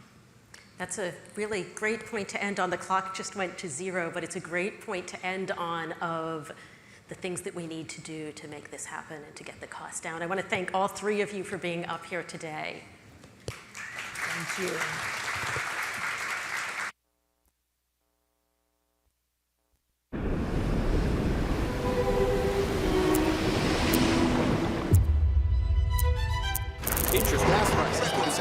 Devastating.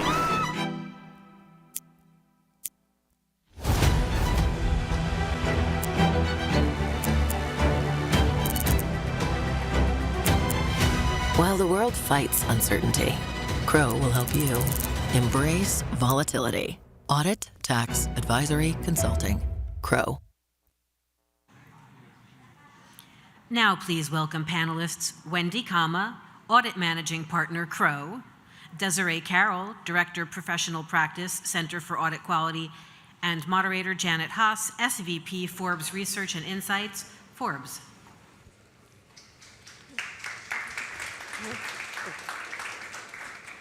Hi, everyone. Excited about this conversation. There's been a lot of conversations on stage and around the room about the importance of reporting and metrics and standards. So we are here to talk about that. Every business knows that ESG and sustainability, auditing and reporting is an essential business practice, but it's complex with the changing regulatory environment that we're in. So I'm really excited about this conversation to learn from both of you about the challenges facing business leaders when it comes to auditing and reporting, and talk about best practices that companies can employ to ensure that they have the standards and the framework to accurately measure and report on their sustainability progress. So I'd love to start with you, Wendy. From your perspective at Crow, what trends are you seeing in voluntary and mandatory reporting over the last few years? What's changing? Well, thank you, Janet. And I just have to say, this has been like an incredible experience today. And if I visualize what I've seen today, it's like this collage of all of these little snapshots of topics around sustainability and all these great speakers with scientists and doctors and innovators and strategists. But I know everybody in the room right now is dying to hear from the auditor. So I'm really glad you all stayed so we can talk audit. So yes, a lot of things are changing in the environment today. So really rapidly evolving over the past couple of years. It was only not too long ago that in Europe there's been a lot of mandatory regulation and requirements over sustainability reporting. And the United States has been a little bit behind that. But we are being somewhat pulled along and somewhat pushed along by many stakeholders. So by regulators, by investors, by consumers. There's just more and more of a demand for sustainability reporting. And I heard many individuals today on panels talk about reporting and wishing that there was a better framework, there was more specific comparability in reporting. How can you avoid greenwashing? There's so many topics out here, and I think that's where the auditor role can come into play. But there's a lot of things changing. There's a lot more to come, and I think we're going to see it come very quickly, and trying to really get up to speed and support every company in their sustainability reporting to put that trust behind it. I mean, I think the audit profession is a trusted profession because of our ethics and our independence and the standards in which we have to operate within. And I think just being prepared for that, the readiness for that is going to be really important as we see this continue to come quickly, quick pace right at us. That's great. Now, Desiree, the Center for Audit Quality just released its annual S&P 500 ESG report questionnaire and analysis. So from an industry standpoint, what were some of the key findings? Thanks, Janet. So also great to be here. Really a pleasure to be participating. So regarding our analysis from a reporting perspective, what we saw an increase in companies reporting ESG information that increased from roughly 93% in 2020 up to 99% in 2021.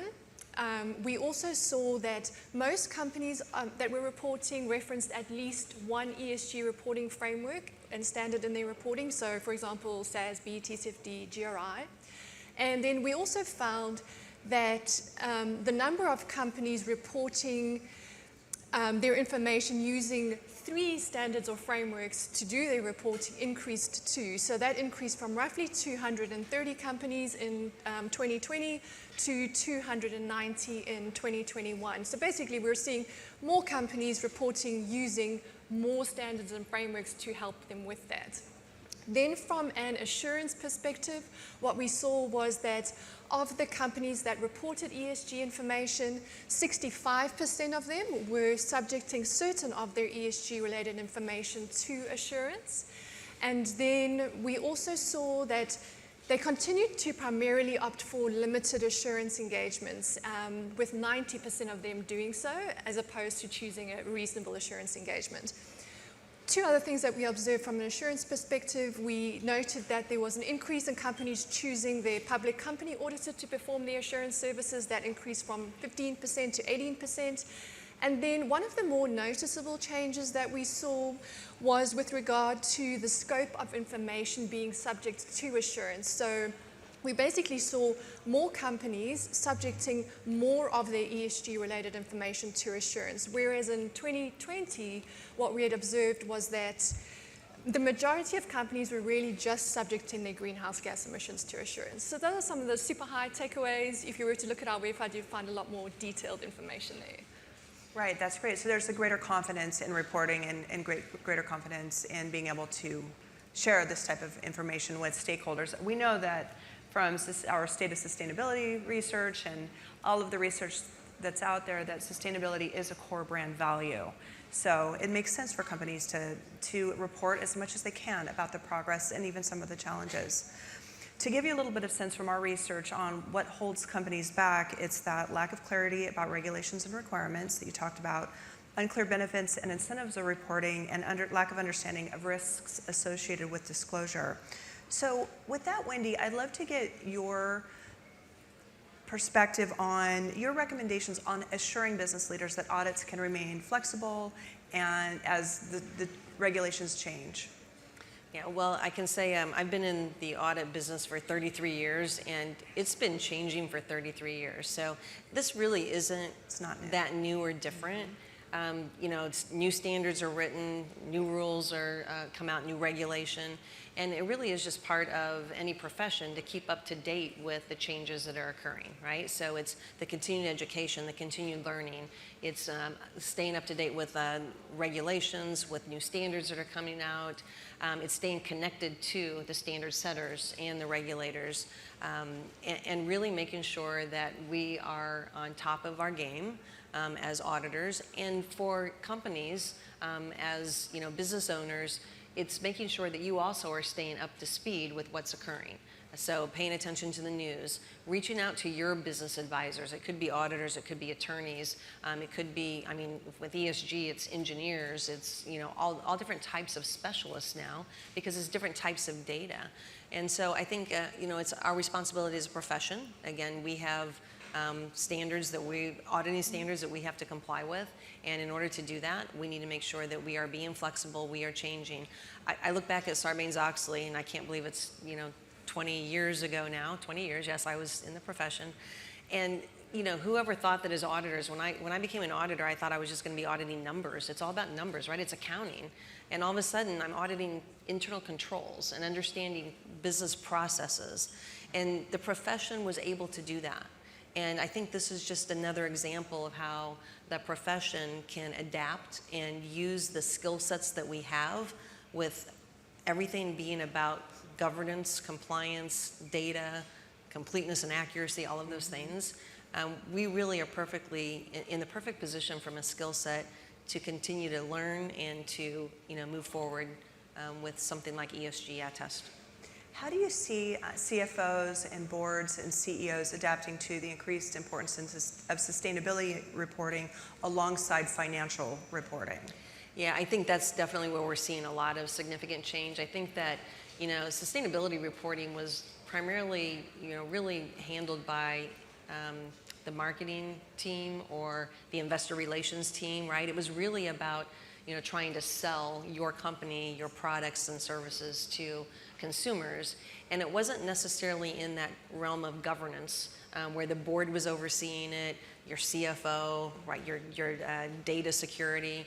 And so what we are seeing is it's now becoming part of it's in the boardroom, right? It's part of the C-suite, it's in the boardroom. It is about getting the right data, making sure the data is complete and accurate, subjecting the data to controls and processes so you can be confident in what it is that you are, attesting or asserting to on your website and to the public. That's great. Desiree, when it comes to auditing and verifying non-financial data, what are the challenges with that? Is that such a big part of ESG reporting? Yeah, so, in the current environment where there is sort of, Brandy, as you described, like a lack of maturity in the governance and internal controls over the ESG reporting, and the fact that some of this data is actually, being generated outside of the organization, but like coming from customers and suppliers and things like that, it creates challenges for the auditor to kind of, be able to assess the reliability of that information. It's also more challenging to assess the sort of the sufficiency and appropriateness of the evidence that they're trying to gather. So that's one example of a challenge that they might encounter.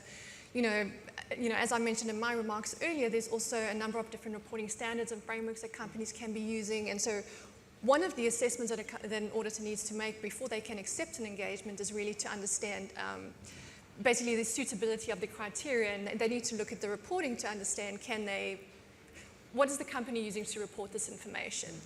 And make an assessment as to whether that's suitable. And so while a number of companies are using recognized standards and frameworks like SASB, TCFD, et cetera, a number of them are also using more custom sort of entity-specific type metrics. And that also poses additional challenges just for the auditor to assess, is that suitable? Can we go ahead and perform the engagement? So those are just some examples of challenges that they're encountering. Right. Anything to add to that, Wendy? Yeah, I was going to say, the other thing is, as auditors, we have to engage specialists oftentimes because we aren't specialists in everything, right? So we utilize actuaries and appraisers and lawyers and, tax accountants. And, we're going to have to look at, really different specialists. We're going to have to look at engineers and attorneys and other things that are going to have to assist us in that, ad test world. And again, understanding some of this non-financial data, where it's coming from. So I think that's going to change. And I also think that, you talked about disclosing more data. And I think that's good to the extent you are confident in that data. But I think that I would also caution companies from disclosing more just because the competition is disclosing more. I think it's really important to report what is important to you. So think about what's most material, most important, and most significant to your business as compared to what someone else might be reporting. And focus on that and get that right and make that really prominent and really important. Would you say there's any characteristics that stand out of companies that do this well, or the companies that seem to have a lot of comfort with the types of data that, is it greater C-suite collaboration or culture of innovation or sustainability is the top 3 priority? Does anything I think it's all of those. All of those? Okay. It really is all of those, but I think those who do it really well just have really good governance, right? So if you have good governance that starts at your board and radiates down through your C-suite, and you have strategy. You're all talking about the things that are most important to you as a business, most important for you to be successful, and sustainability is part of that.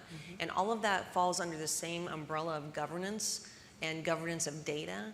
I can't help but, as an auditor, completeness and accuracy of the data, and governance and controls over that. As long as it falls under your governance umbrella and it's not sitting off here to the side in this little silo, those are the companies that are really going to be successful. That's great.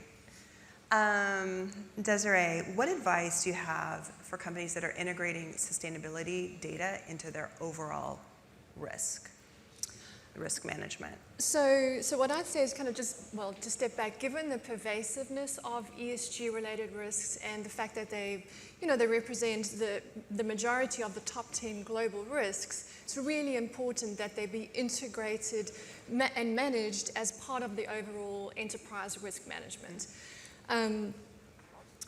One of the things that allows is for those risks to get the appropriate attention that they deserve, for the appropriate resources to be allocated to them.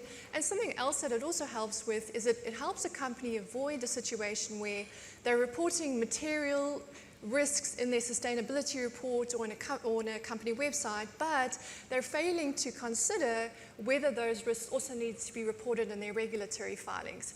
So in a short discussion up here, I think that maybe the most helpful thing I could do is to point you to one or two resources. So one very helpful and comprehensive resource that helps companies integrate ESG-related risks into enterprise risk management is a publication by the World Business Council for Sustainable Development, the WBCSD and COSO, and it's called Guidance for Applying Enterprise Risk Management to Environment, Social, and Governance Risks. So that's a very helpful resource. And then also, if you just take a step back, Wendy kind of went through the elements of good governance. If a company's needing to take that step back and consider their overall governance, there's another really helpful publication developed by the Center for Audit Quality and the AICPA, and it's called Key Actions for Establishing Effective Governance over ESG Reporting. It's just a really helpful starting point. A short document points to more detailed information. So just, I think, a good starting point for anyone needing to do that. In our Forbes State of Sustainability research, we found that only 37% of companies report beyond what they're required to do so for sustainability. And it seems like there's a risk of not reporting also, because perhaps you're leaving some great data on the table that could really help enhance your brand. Would you agree? I would agree. I do think that sustainability reporting is a lot about building your brand, right? Yeah. And so not reporting, people may question why. They may want to know, well, why aren't you reporting that? What are you doing wrong? It could raise questions. I do think that in conversations I've had with others, I think there's also value in transparency. So if you're not reporting certain things because maybe you're not confident in your data, maybe you're still trying to get your governance around that and controls around that, I think it's okay to say we're still figuring this out, right? Because this is new, it's emerging, it's evolving, and I think that transparency can go a long way to help support maybe why you're not reporting certain things, but also emphasizing the things that are most important to you and why you are reporting those. So I think that transparency in reporting and communication can really go a long way to help you even from that brand perspective. That's great. Anything to add? Maybe just the only thing to add is, keeping in mind too that where you're not reporting certain information, I think investors and others are making assumptions about what you're doing. So, being transparent about what it is that's happening is helpful to you as an organization. Thank you. I'm curious about how the unique role the Chief Sustainability Officer plays in this process with the sustainability reporting. Is it bringing the organization together? What's been your experience with Chief Sustainability Officers in this new area of sustainability reporting? Yeah. Either one?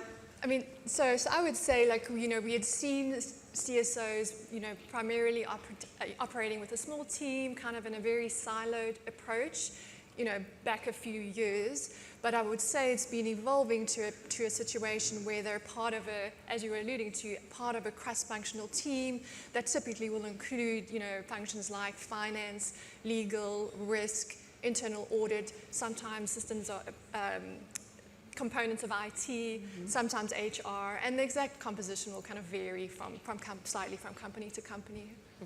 I think it's a huge role because, quite honestly, I think the Chief Sustainability Officer is like the cheerleader, right? It's the person that's getting everyone in the room to get passionate about it, to get excited about it, and really to understand from their view of the world and others' view of the world. Because, I can say as an auditor, I'm so focused on what I'm doing, but when I have my Chief Sustainability Officer talking about all the exciting things going on, she gets me excited about this, right? And so I think that it brings that passion into the room, helps people get on board with where we're going.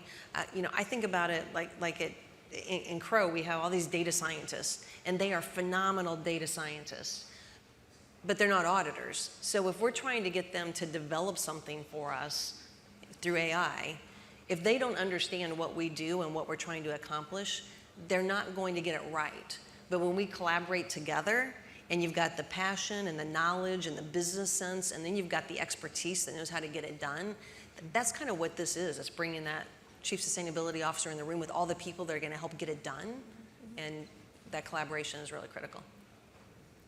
Excellent. It's a fascinating role. So last question for you both, and this is bringing up a term you mentioned earlier, and that's greenwashing. So what can companies do to avoid perceptions of greenwashing? What's your advice? Yeah, I do think that it gets back to really making sure you've got, I keep going back to governance, but it's about governance. It's about having that structure, having the C-suite and the board, the entire strategy and risk management. It all has to be combined, and then having, really that reporting, whether it be a limited scope or a full, review or attest. Having that reporting, I think, also gives people the confidence that you've had somebody else independent, take a look at that and report on that for you as well. I think that can go a long way, but if you've got good governance, you can point back to that data and the governance around that data. Exactly. Any final Yeah, no, thoughts I mean, on that? almost just to echo what Wendy said, first of all, do what you say you're doing, and the way you can help ensure that you're doing what you say you're doing is, as Wendy mentioned, by implementing effective governance over what you've got going on. And then the other thing that to supplement that, then have good governance in place, and then seek that external assurance to give that added layer of trust and credibility to the information. Terrific. Well, this has been a fascinating panel. Thank you both for sharing your expertise on this important topic. So, thank you. Thank you.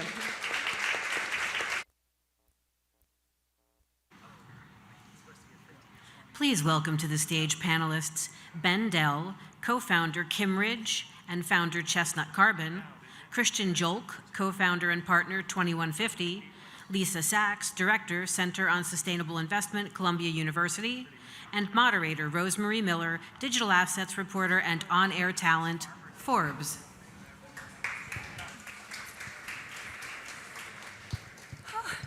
Hello, everyone. How we feeling? All right, y'all stiff. Okay, one more time. How we feeling? Thank you. Thank you. Who's that? Who's really cheering out here? Thank you. Thank you. Okay, we have a really fun topic, redefining ESG and investing. Are y'all ready? All right, I'll take that as a yes. We're going to start with you, Lisa. So can you set the stage for us? Can you define redefining ESG in the context of investing, and what are some key aspects or areas that need to be reconsidered or reevaluated?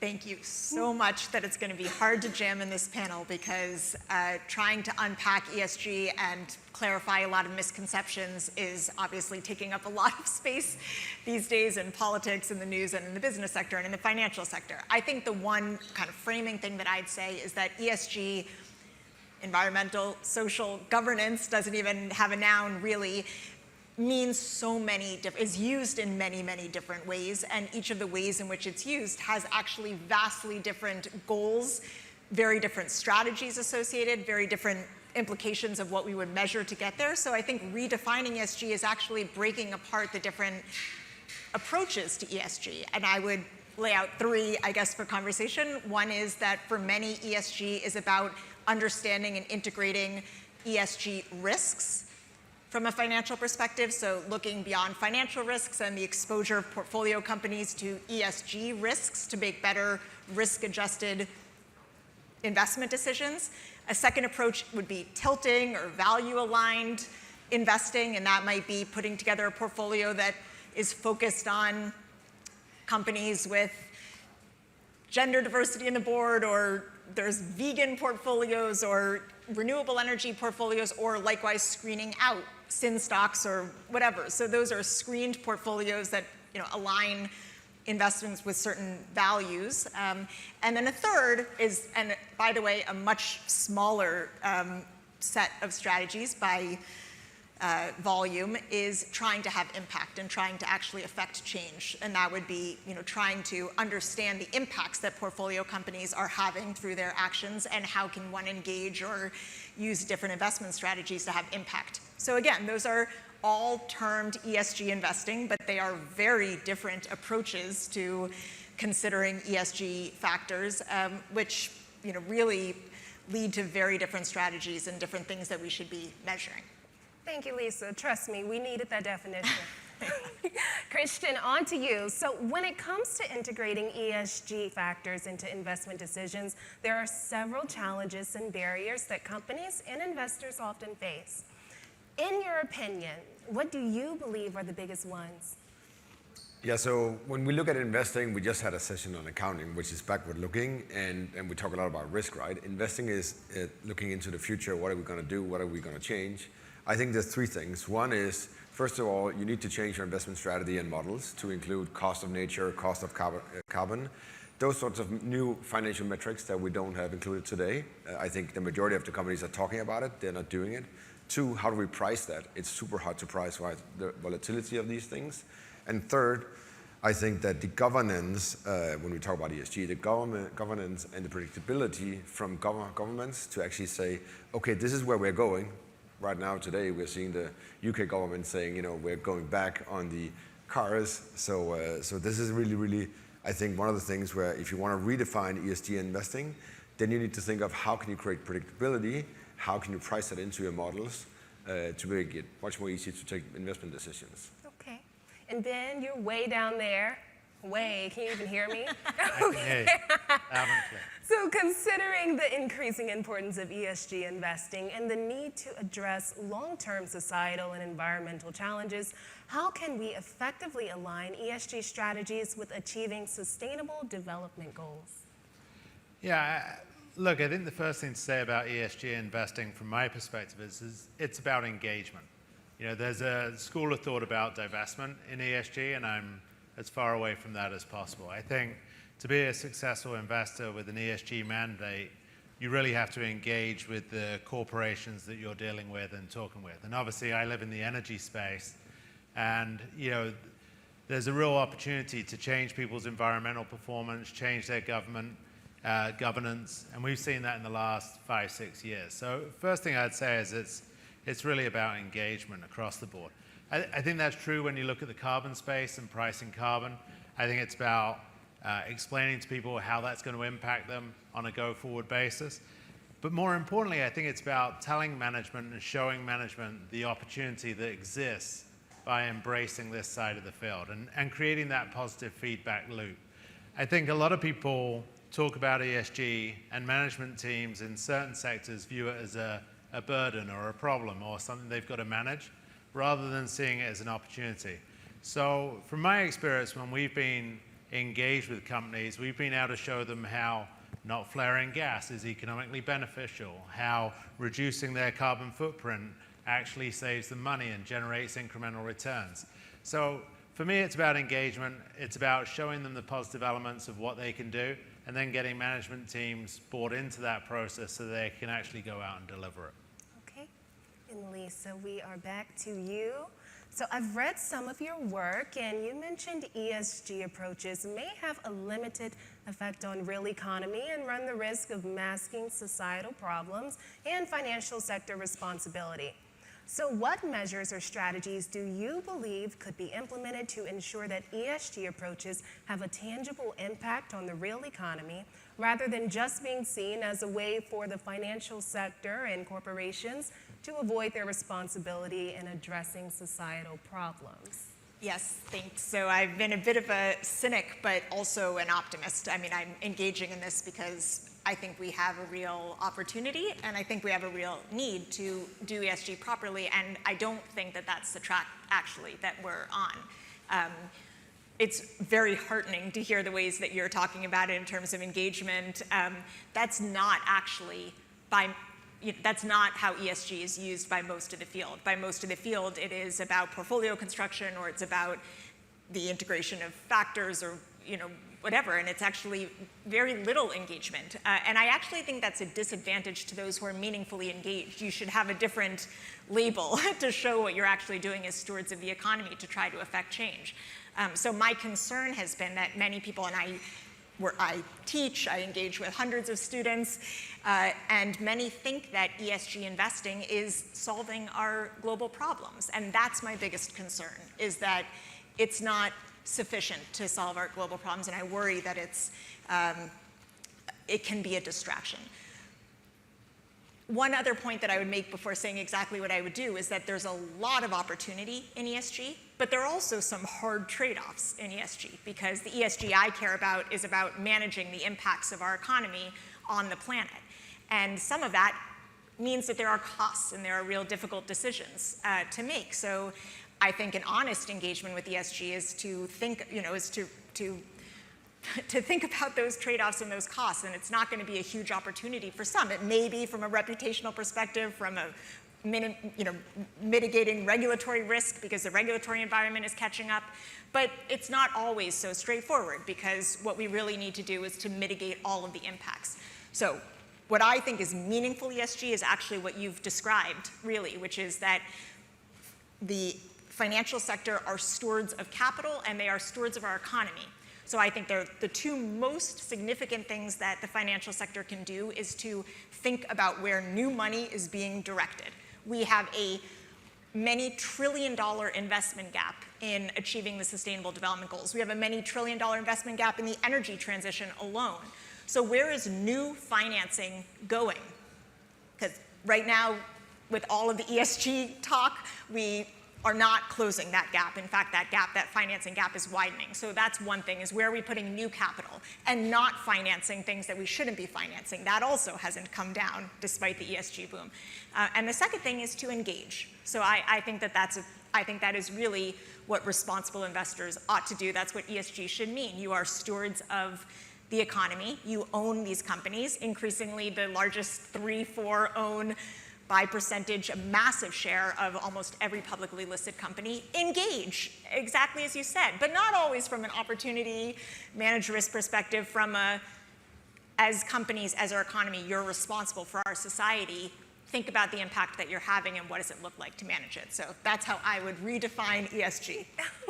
Well, Christian, Ben, she's talking to y'all. Y'all gotta respond. I'll definitely respond, because the way we approach things, we're 20 billion AUM focused on sustainable cities, is basically applying a stakeholder-based approach to private equity compared to a shareholder-based. So the things that we do have, broad impact on society, and I think we believe that's good business, right? And that is, the decade of opportunity is here now, and this century we will see that ESG, or whatever you call it, impact sustainability, will be much better business than it was in the past. Yeah, I would just add to Lisa's comment. I mean, it's an interesting debate, and as I say, I live in the energy space, so it's front and center from an environmental and carbon footprint standpoint. But if you think about the sector, we're about to price a product, carbon, that for years we've never priced. So we're about to put a cost on those emissions, and there is an inherent cost to society associated with that. And whether you think the cost is $2 a ton or $200 a ton gives you a very different view on how you think about how you would invest in the world. Whether you'd invest in carbon sequestration, whether you'd go all renewable, whether you invest in energy storage. So I think when you look at that space, there is tremendous opportunity in cost. I say this as a oil and gas producer. You look at it, thinking about whether you should be more gassy and less oily. Those are the discussion boardrooms should be having. How do you offset your footprint? Do you want to sequester? Do you want to invest in other business lines? And that's really the engagement that I think is important.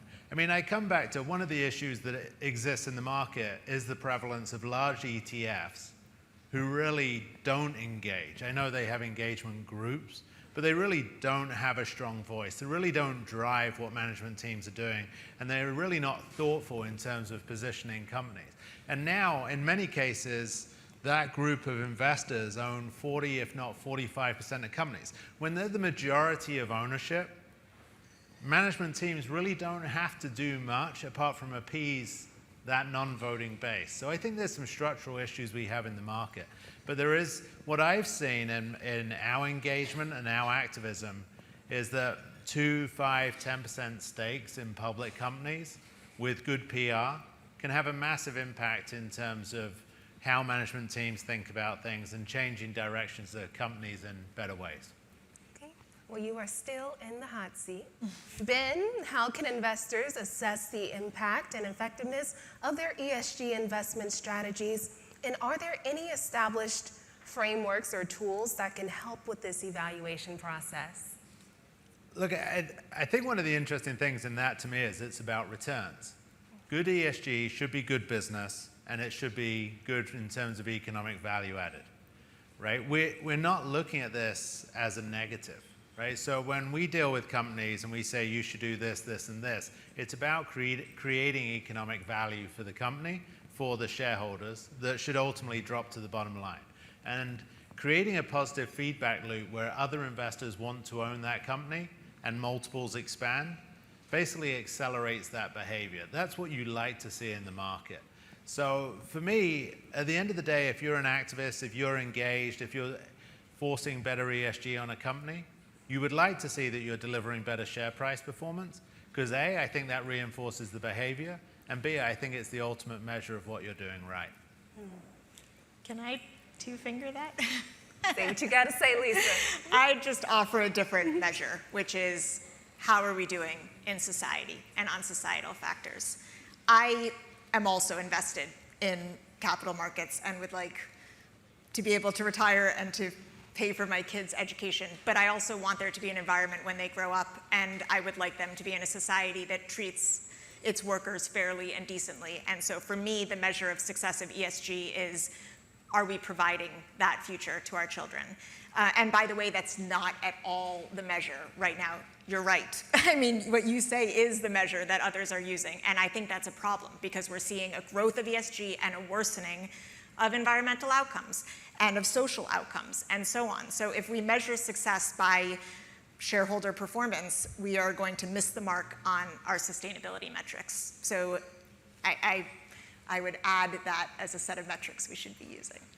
I feel like I sit in the middle because we have delivered top quartile financial returns for many years while also delivering the societal perspective and impact. Because, for example, when we develop cities, we work with mayors on figuring out how do we best make use of the taxpayers' money, right?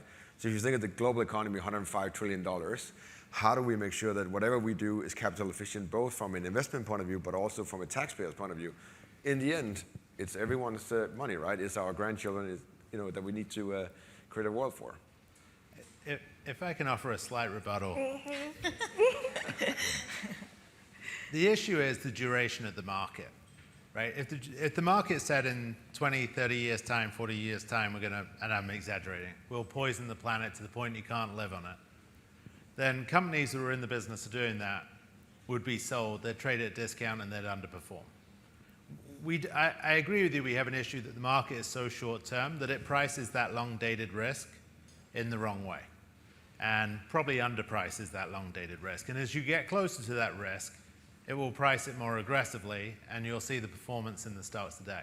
I don't think the market is necessarily irrational in terms of that. I do think if you treat your employees badly, you ultimately underperform. I do think if you pollute, you ultimately end up having higher costs of operations and underperforming from an asset base. It's not always obvious to see, but at least in my sector, what I've seen is high quality operators who are good stewards of the environment and who think about these things do ultimately get rewarded from a share price performance. It may be we have a mismatch on time, but I do think the market's increasingly aware of that durational risk from an environmental, social standpoint. I mean, it's a tremendous mismatch of timing. And it's also not just a risk perspective. I remember when I was first starting, there was a Mercer report maybe 5 or 6 years ago that said that the impact of a 4-degree warming world would be 10 basis points. It's like, what a weird way to think about a planet on fire. What happens in a 4-degree world? We're going to look at performance. I mean, And I also don't like the idea that but it's reality, you're describing reality, but I don't like the idea that we're gonna let the planet burn and then when it's 2050 and our everyday is wildfires and droughts and whatever, that we're gonna be pricing risk a little more aggressively. So I hear you and I understand from the market's perspective, and I think my answer to that is this is why I don't want to confuse everyone that the market is going to solve these problems, because the market looks at these problems in a different way. And if we want the market to solve these problems, we need to think about these problems in a different way, which is a tall order. So I hear what you're saying. I just am concerned about the effect of that approach. All right. This is good TV, huh? Like a little back and forth. Okay. Well, y'all, we're going to hop to the speed round, all right? So what are some emerging trends or innovations in ESG investing that you find particularly exciting or promising? Christian, how about you go first? So I'm super excited about biodiversity. So we invested into this space 2 years ago. I think it's been overlooked, and being here in New York, seeing the TNFD being launched, I think is critical. We have species being extinct as never seen before. Human beings have been here for 30,000 years, dinosaurs 200 million years. It's an area I really believe that we need to invest into to survive, but also to make it good business. So that's a trend I'm really focused on and super excited about. Okay. Ben? For me, it's carbon markets and carbon removal. I mean, we're in the afforestation, reforestation business, which I think has been fascinating for me in terms of restoration and conservation and restoring non-performing land in the US. There's 55 million acres of non-performing pasture land in the US, and restoring that back to its original habitat is a really interesting piece of business, and also monetizing that. I know there's some difference of opinion on this, but I think putting a price on natural assets, putting a price on carbon, whether it's a tax on carbon or a market on carbon, drives real behavioral change and economic decisions. And I think we've kind of done that with the IRA. We're all paying a carbon tax. We just put it in our annual federal taxes and then funneled it around in a not particularly efficient manner. But ultimately, to me, the carbon markets are one of the most interesting areas of development. Okay, Lisa? Let me try to re-ingratiate myself with my panelists and say something positive and optimistic, which is that $4 trillion investment gap is a $4 trillion opportunity for investment. And there will be no greater return on investments than investing in the energy transition, investing in education, investing in health systems, investing in infrastructure, powering the large part of the world that doesn't have access to electricity. That's the greatest returns. And I don't mean social returns, I mean economic returns. So that's $4 trillion annually of real meaningful investment opportunity. There are problems in making markets. There are problems in the affordability of that finance for the countries that need it most, but it's really an opportunity that we're working to solve. Thank you so much. All right, you're leaving us on the edge of our seats. Okay. Give it up for my panelists, you guys.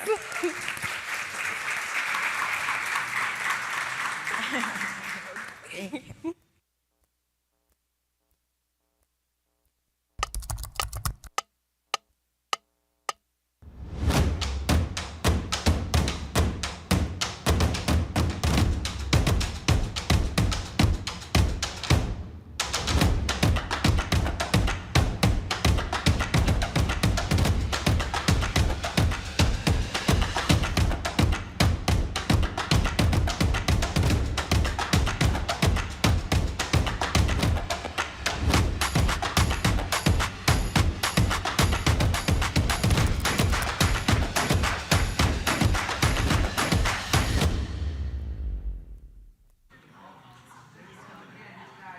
Now, please welcome Pilar Cruz, Chief Sustainability Officer, Cargill, Farmer Lee Jones, Head Farmer, Chef's Garden, Carlo Mondave, Co-founder and Chief Farming Officer, Monarch Tractor, and moderator, Chloe Sorvino, Staff Writer, Food, Drink, and Agriculture, Forbes.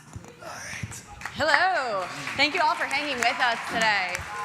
So I wanted to start this off because there's a lot of self-congratulations sometimes happens at these climate events, and the big one for you all today is that congratulations, you survived the hottest summer on record.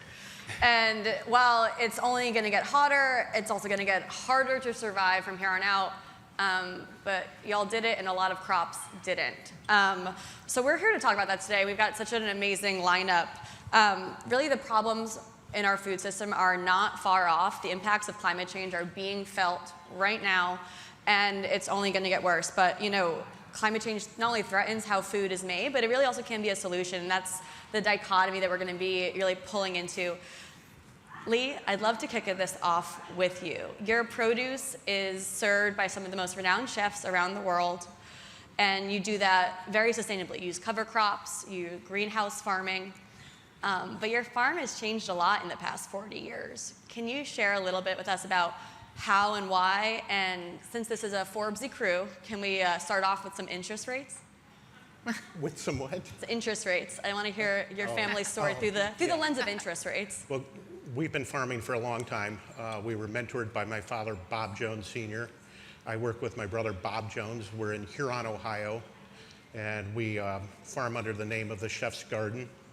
And my father was farming commercially, chemically, farming about 1,200 acres of fresh market vegetable to grocery stores. And most of you are too young to remember other than the history books, but the interest rates hit 22%. I was 19 at that point. We're worried about them at 5.5%, 6%, 7% now, going up after a historic run of pretty low rates.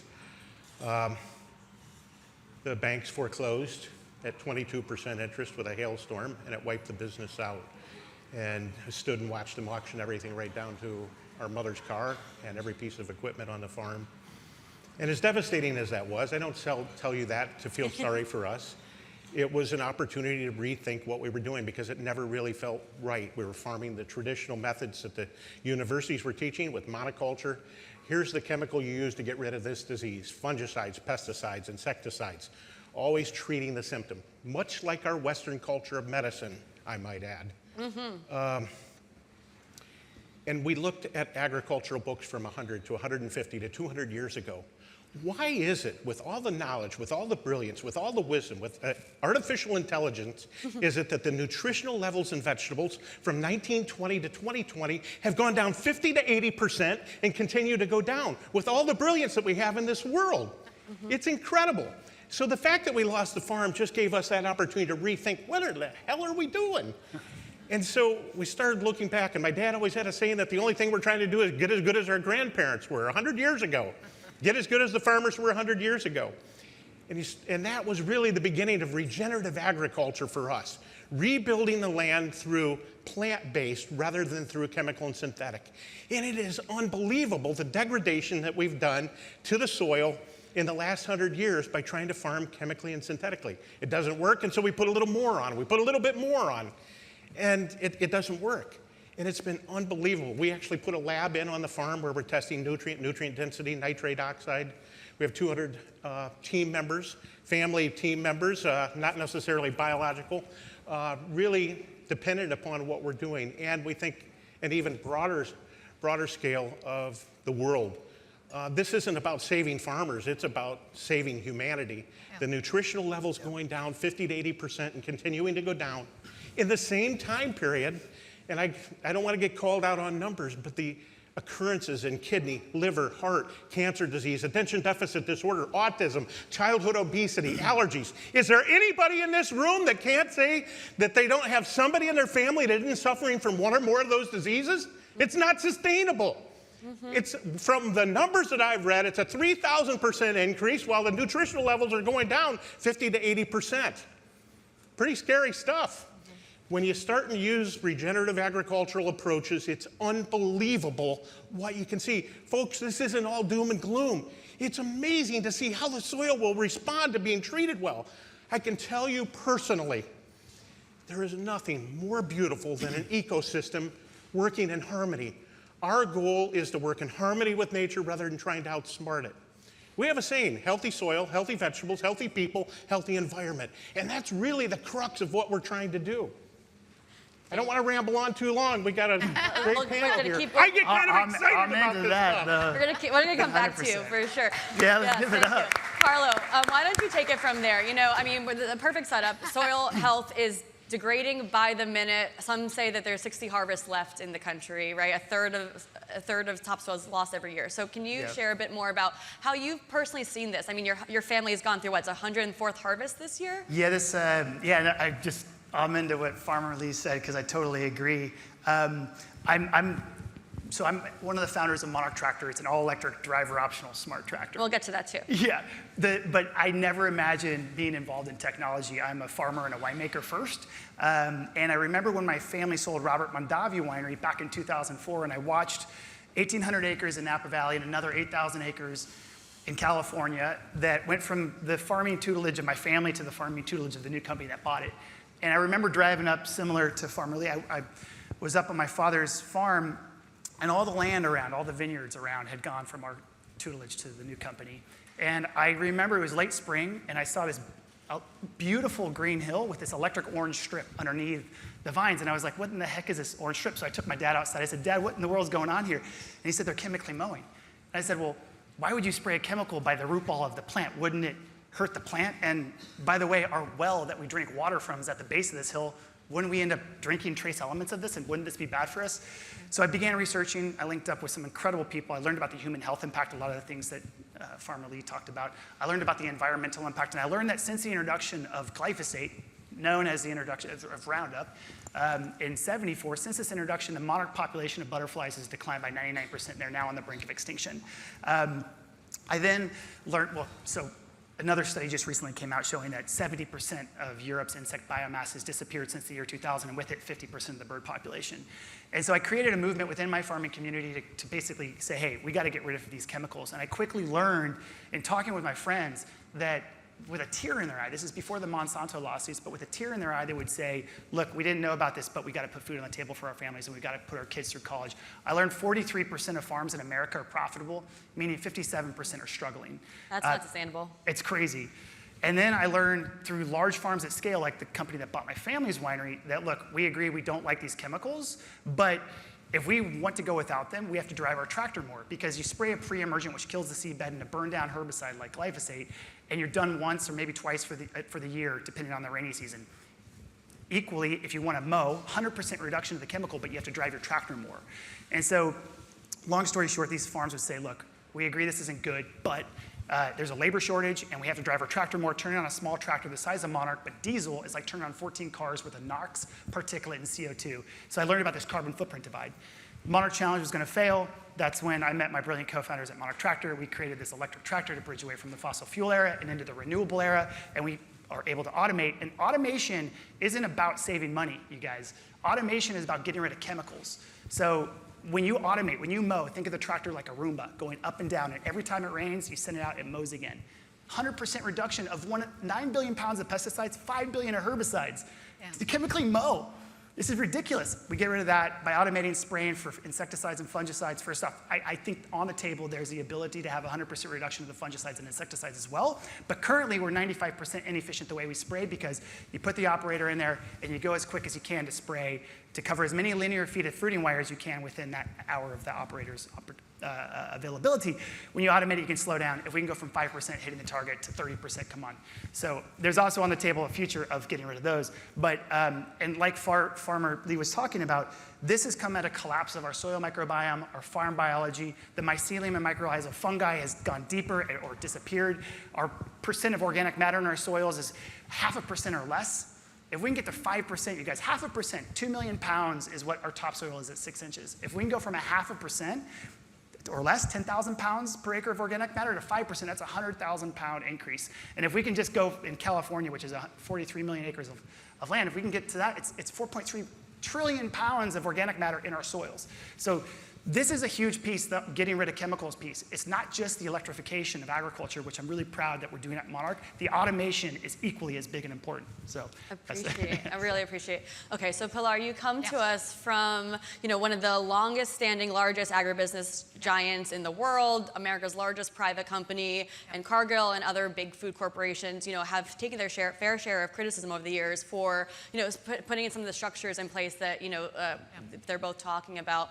And so, I'm curious, can you share a bit more about what your response to that is, and particularly, how are ways that Cargill has used its scale to actually create meaningful change when it comes to sustainability, and not just kind of pilot testing our way blindly into the future?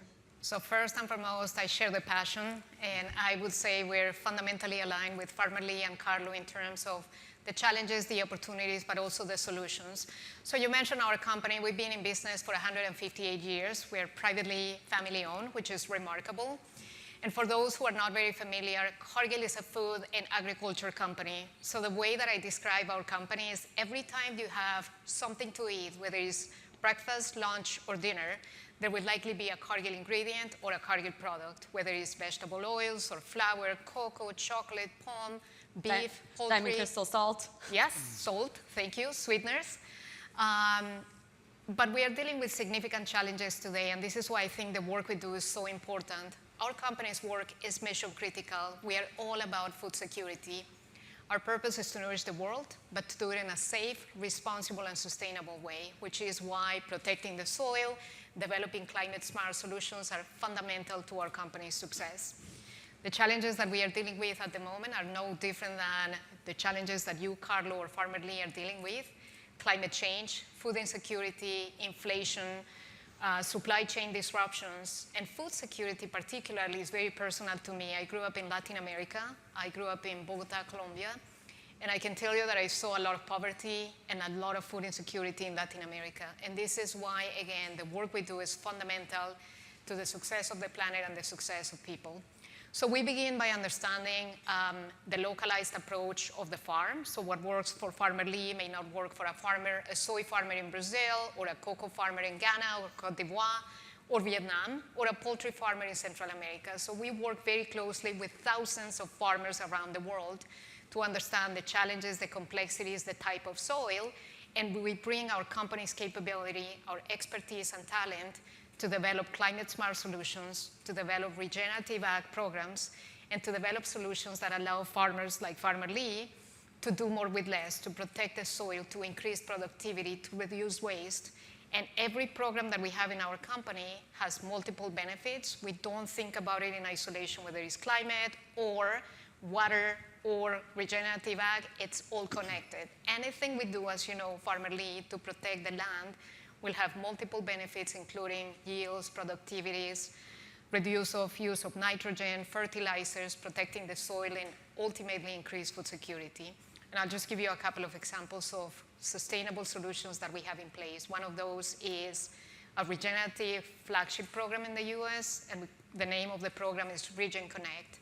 So we partner with farmers in North America to understand, the practices that we want to adopt in the farm, whether it's reduced till, cover crops, no-till, and in general, sustainable agricultural practices. And we pay farmers for sustainable outcomes, so greenhouse gas reductions.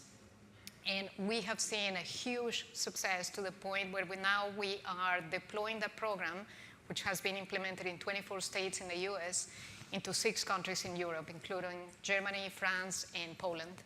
So I think that is a great example of the work we can do at scale. But I would share probably the last one, which is one of the most exciting solutions in terms of transportation. So moving food from places where it is produced to places where it's needed is something that is front and center for Cargill. Ocean transportation is one of those that we want to decarbonize. And 3 years ago, our teams really challenged themselves to think creatively about ocean transportation. We partnered with Mitsui and Yara companies, as well as Bar Technologies, and we are today moving one vessel powered by air power, if you will, using sail technology that nobody thought was possible for massive at these scales. So I'm excited with climate-smart solutions that have application on food, ag, but also transportation of food. Thanks. Okay, so I really appreciate this audience because I think a lot of us are usually in very deep food or farming conversations, but this is a very broad audience. So I want to take it to the energy grid because I think infrastructure, the electrification of the grid, and so much of how that actually has been doled out has actually really impacted how farming is done, and it's going to continue to be a pressure in the future. So I'd love to hear more about how energy impacts your work. And Lee, I'd love to start with you. Could you share with us about how how it's actually been working to get your farm off grid? Sure. Well, when we talk about regenerative agriculture, and there's a lot of different definitions of it, you're in essence replacing chemical and synthetics with natural. It's our personal belief that God designed a system far superior to anything we can fake out chemically or synthetically. It's about working in harmony with nature rather than trying to outsmart it. If you test the soil, find out what it's deficient in, just like when we go to the doctor, we get blood work drawn, we find out we're high in iron, low in iron, high in calcium. No different. We do the same with the soil. Based on that deficiency, then we can plant crop specific. We all jokingly have heard or said or heard a parent say, I need some vitamin D. I'm going to go out and get some sunshine because I need vitamin D. Your body's a receptacle for vitamin D. The sun gives off energy. Different types of plants will harvest different types of energy from the sun. We have a 15 species, multi-species planting. We use clover, alfalfa, buckwheat, rye, vetch, 15 different species. 2/3 of the acreage is committed to harvesting that energy from the sun. So you reduce the energy usage because you're not using the chemical and synthetics. We have to preserve the water. It's a valuable resource that I visualize that there could potentially be wars over the water rather than the oil. It's a scary thought. That fresh water is so critical. So when you're using the compost, the ground becomes like a sponge, and it'll absorb that water and hold it and maintain it for the dry periods during the droughts, which we continue to see more and more of in this global change, climate change. But it'll also absorb the water when you have heavy rain and won't have the runoff. We're losing the topsoil, literally hundreds of millions of tons a year, because we've got these dry, empty fields after they've cut a field, and they're just sitting there completely open. You get the rain and it's just all washing off. So it's pretty scary. Our goal is to be 100% off-grid by 2025. We're working through that. AI is obviously going to be a part of that. There's no one answer. Solar isn't the answer completely. Wind isn't the answer completely. Biodiesel isn't the answer completely, but it's a really exciting project, and our goal is to be able to provide nutrient-dense vegetables to folks around the country and be 100% off-grid. It's an exciting time. A couple of things that we're working on right now. We have a neighbor. I believe collaborations will be more and more a part of the future. We have a neighbor that's producing popcorn. As a byproduct, they have corn cobs. They have to pay to haul to get rid of them. They're hauling them over 8 miles. We deliver them now. We ask them to deliver them less than 1 mile, and we're using that to heat greenhouses instead of fossil fuels. It's a renewable energy, the corn cobs. Also, cardboard being sorted from the landfills, so it doesn't have to go into the landfill. They sort that. We make that into what we call a hockey puck. You got to condense it to get enough BTUs to get the heat, and we run pipes through the greenhouse. We've got 1 million foot of pipe running through the greenhouse, heat the water, and it's a renewable energy. There's a lot of exciting stuff on the future, and I think that there's so much opportunity for us to work together. You know, it's just like you're saying, a little increment can make such a huge difference.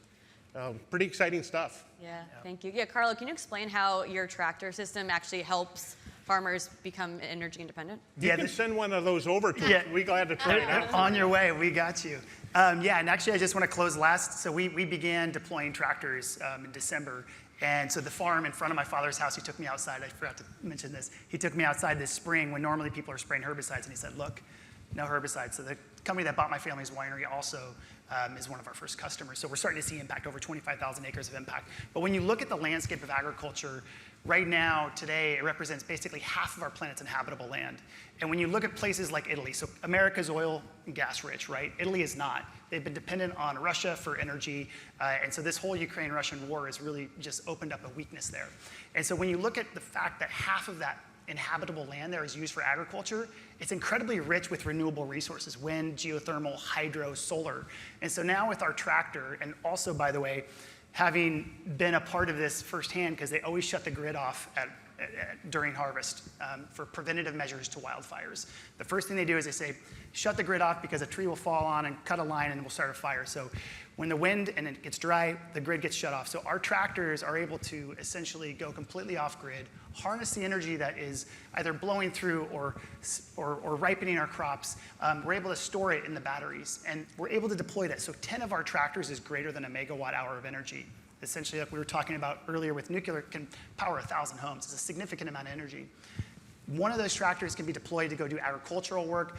Tractors can be deployed to power the farm when the grid goes down. And then also, farmers now that are growing whatever crop they're growing, they can also grow and harness and get into the energy business. They can essentially skip the grid and help power the grid, because we are on the edges in agriculture.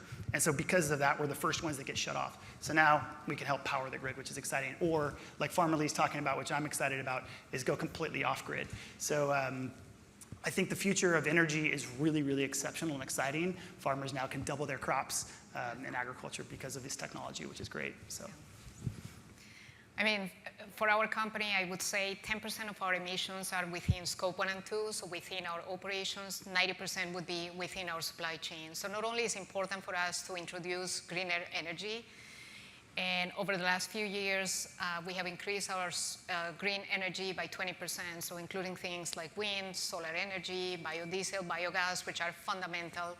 again, in terms of the things that we can do. But one of the things that I'm really excited is the concept of circular economy, which is taking waste, agricultural waste and or food waste, and turn it into something that is productive and something we can use as a source of fuel, for example. A couple of years ago, we were thinking about how do we take all of this oil, cooking oil, that is not used anymore. So after companies, such as McDonald's, customers of ours have used the oil that otherwise would go to waste, and our teams developed a very innovative solution. We opened up a plant last year, and we take this oil that, again, otherwise would go to waste and turn it into biodiesel that we are using in Europe today to run or to move commodities and food across Europe. I think it's a great example of taking something that, again, would go to waste and turn it into something meaningful. And another example, I think, of circular economy and using waste is the recent partnership that we have with Nestle, and we take cocoa shells that are not used, again, that would go to waste, and turn it into low carbon emissions fertilizer that we are using at the farms in England and Ireland and the UK. So again, we are innovating above and beyond what's within our facilities and trying to find technology and innovative solutions to decrease greenhouse gas emissions.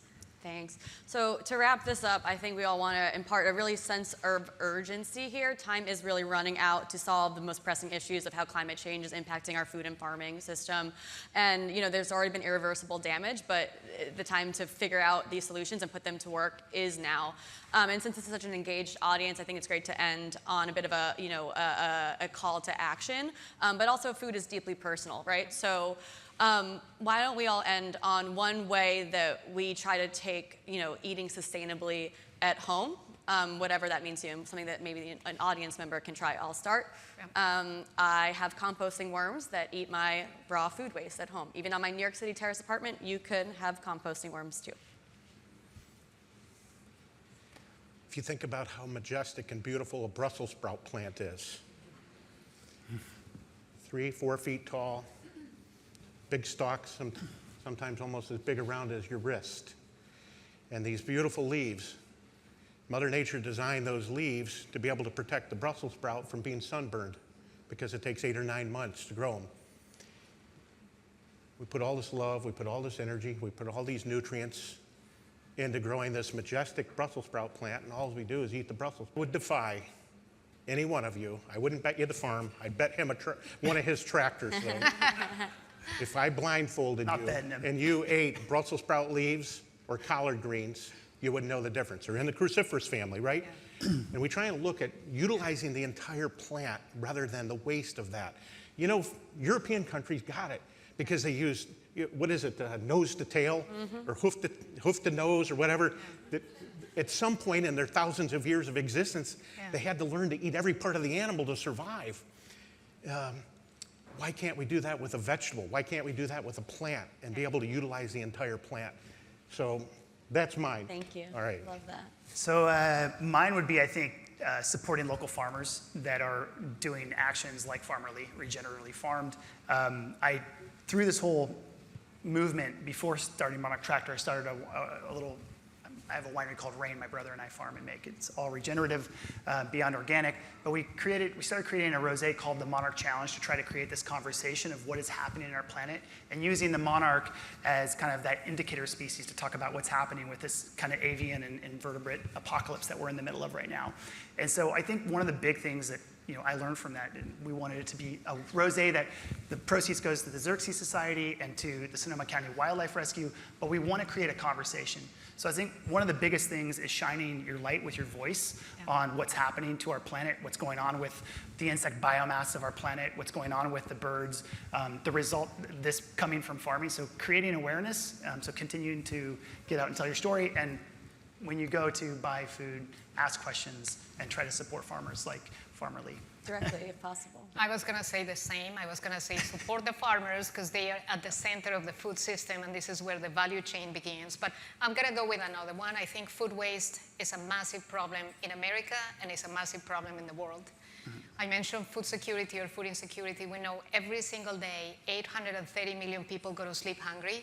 And it is not because there's not enough food in the world. There is. The problem is so hard to get it where it's needed that I would just say, let's do our part. Let's make sure that we reduce food waste. Takes a lot of energy, as you mentioned, Farmer Lee, to produce anything, whether it's a potato or a pound of meat or a pound of chicken.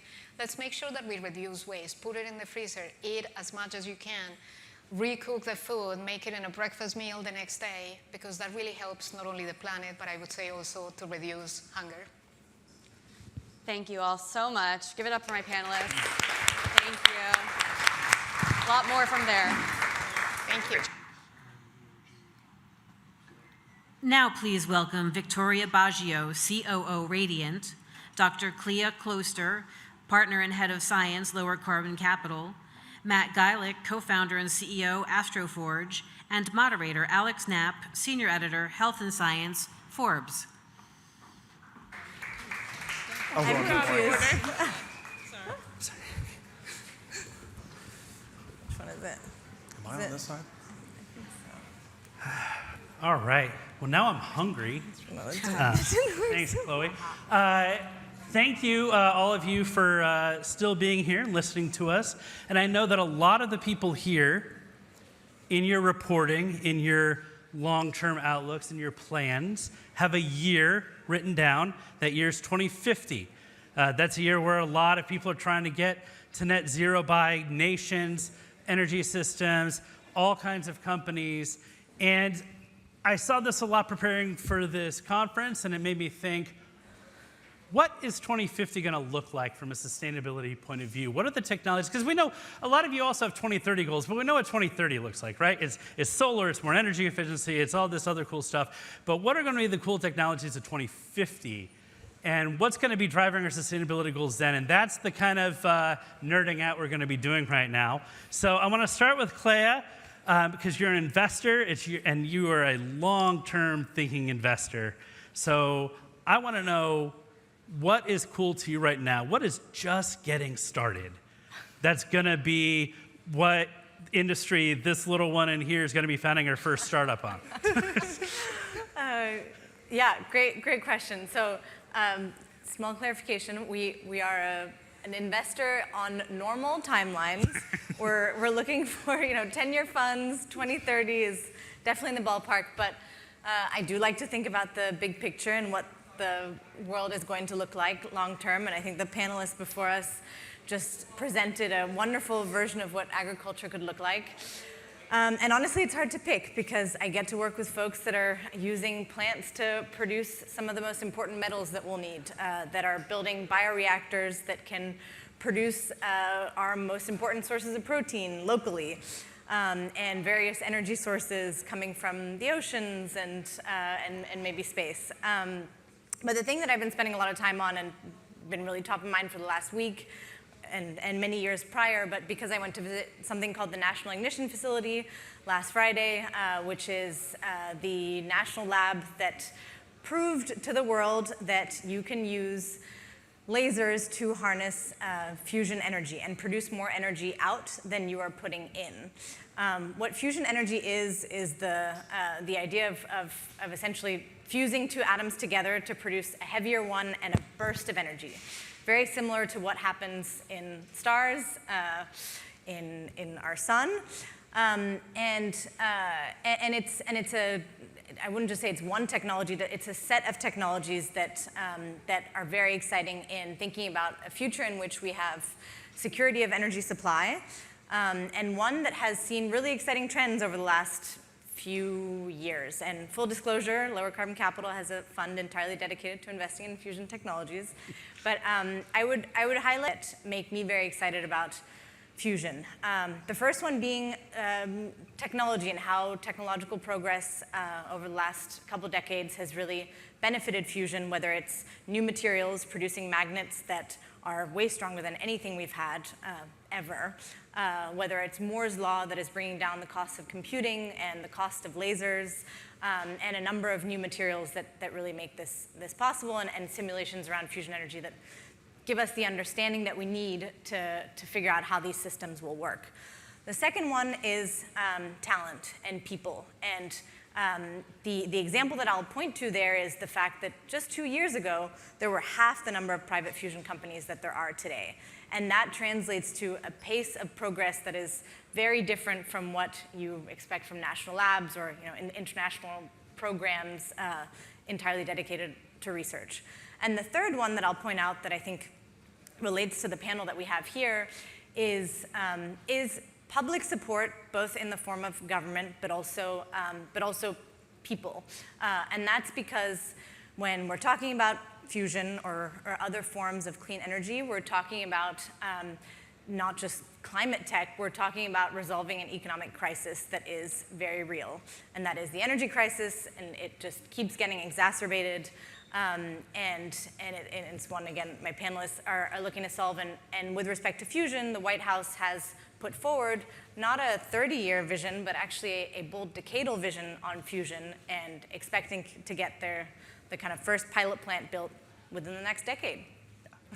So you had me at lasers, but that was a great explanation of why there's so much excitement about fusion right now. But one thing fusion will need is a lot of expensive metals that are environmentally filthy to mine, if you've ever been to one of those mines. So that's where our panelist Matt comes in, and I'd love you to talk to us about exactly that problem and how you're solving it.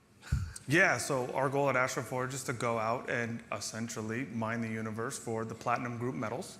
I think everybody here, when we talk about the goals of net zero by 2050, the key thing that is always kind of missing from these talks is the raw materials needed to get there. We just don't have them. It's that plain and simple. In fact, in the United States, we have less than 2.5% of even the ore reserves for platinum group metals to begin with. So where are these resources going to come from? I think for us, it's pretty clear at AstroForge. They're going to come from space. They're going to come from the over 300,000 near-Earth asteroids we've identified that have very lucrative ore sources of the platinum group metals and other precious metals available on them. And our mission is to go out and mine them so we can meet all the goals of the future. And you've been making some progress towards that goal too. So you want to talk a little bit about that? We've made a lot of progress. So, I mean, first and foremost, we've already launched our first refinery in space. It's in space now. That has demonstrated we can refine essentially what are called these metallic or M-type asteroids into the platinum group metals. On top of that, we actually recently are working with Lawrence Livermore, the lab that you were at, on the laser technology, as it's a really promising way to get high yield out of these metallic substances when it comes to platinum. And shortly, in Q1 of next year, we will be launching the world's first commercial deep space mission. And our intent is to go out to an asteroid and image it to confirm the presence of these M-type asteroids or these metallic asteroids.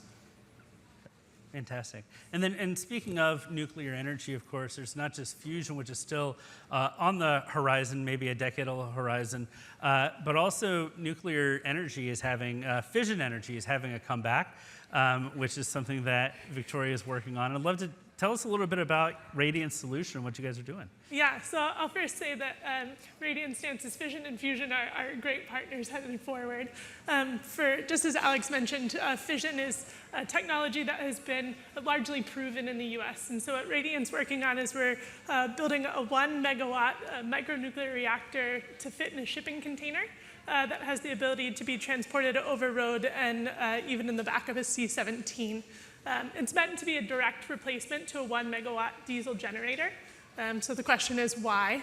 Why did we choose this? Why are we working on this? I think that many people today have probably talked about the fact that humanity is outpacing our ability to electrify. And one of the symptoms we see of this is that the diesel generator market is actually booming. But it wasn't meant to be a primary power source. And as a primary power source, it actually is very unreliable and really dirty. And so what Radiant's goal is, we understand there are grid scale issues, and they'll take grid scale time. But we're going to go out to the edge of the grid where people are using diesel, where they've decided to take the microgrid approach. And we want to provide them with a solution that is both reliable and clean. Our reactor provides anywhere between 4 and 6 years of power with one core, at which point we would bring it back to our factory, take out the core, put a new one in, and send it back out to the field. During that time, you would have kind of the ability to range from 30% to 100% power load, and as well as each year reducing 5,000 tons of CO2 emissions. And I think what's fascinating about this approach is that, it obviously replaces diesel generators that are out there already, which might be in natural disaster areas, it might be at mines, located out in the field. But one of the things that's interesting is you're also thinking about new applications, places and ways to have these small microgrids available for purposes. I think we were talking with Carlo Mondavi backstage, that it would charge 10 of his tractors for his farm if he had it out there, and it would help serve those farms get off grid. So what are some other applications that you the EV charging is a great one. Right now you can't drive green actually from California to New York. A lot of this is about bringing the grid to rural locations where there are highways. With our reactor, you would be able to charge 10 EV vehicles on a fast charge. You can also do this on rural farming. Another good one actually that was mentioned previously is to help with wildfire support. One of the common, in our home state of California, a common practice is to cut off the grid because of the risk of wildfire coming. Well, what if you just cut over the grid? Our reactor supports about 1,000 homes, those to a microgrid during that time, and you are able to create sustainability that way. It's great. And so one thing it's interesting in Tori and Matt and both of your approaches is they sound far-fetched, right? But you've been able to ground them in very real science and very real application. You have serious financial backers. And Clea, I'm kind of curious because your inbox probably looks a lot like mine, where you see a lot of very cool new technologies, some of which sound great but may not actually work. So how do you as an investor, when you're looking at some of these green technologies, kind of separate the wheat from the chaff and say, these are the kinds of teams that we want to invest in, and we think this is a really promising technology? Yeah, that's a great question. Well, what's pretty cool about climate tech more broadly is that the technologies that we invest in are ultimately serving massive markets. And they're markets that are real, right? Nobody's inventing a market for a new product that maybe somebody will use or not use. We're making cement, servicing a multi-hundred-billion-dollar industry. Cement is I think the top man-made material moved around globally. And so if somebody has developed a way to produce cement in a way that is cheaper than the incumbent, and on top of that is zero emissions, and of course meets the performance specs, which our portfolio company Sublime Systems does, then it's an obvious thing for us. Now you mentioned teams, of course, that's extremely important, and Lower Carbon invests really at the earliest stages, and we roll up our sleeves and get involved with founders at the pre-seed level when sometimes it's just a couple folks or maybe one folk and a very promising idea and path to a technology. But ultimately what we're looking for is something that can solve a pain point. And in climate tech, you have loads of pain points. We're talking about them here. We talked about them previously. So we ground our assessment in technical diligence that has to come hand in hand with the business assessment. So one, is the market opportunity large enough? And then can this technology work? Does it break any laws of physics or thermodynamics? No, check. So next is there will be engineering and scaling challenges, and then there will be capital allocation challenges and team challenges. And so then that comes down to the person that you're backing.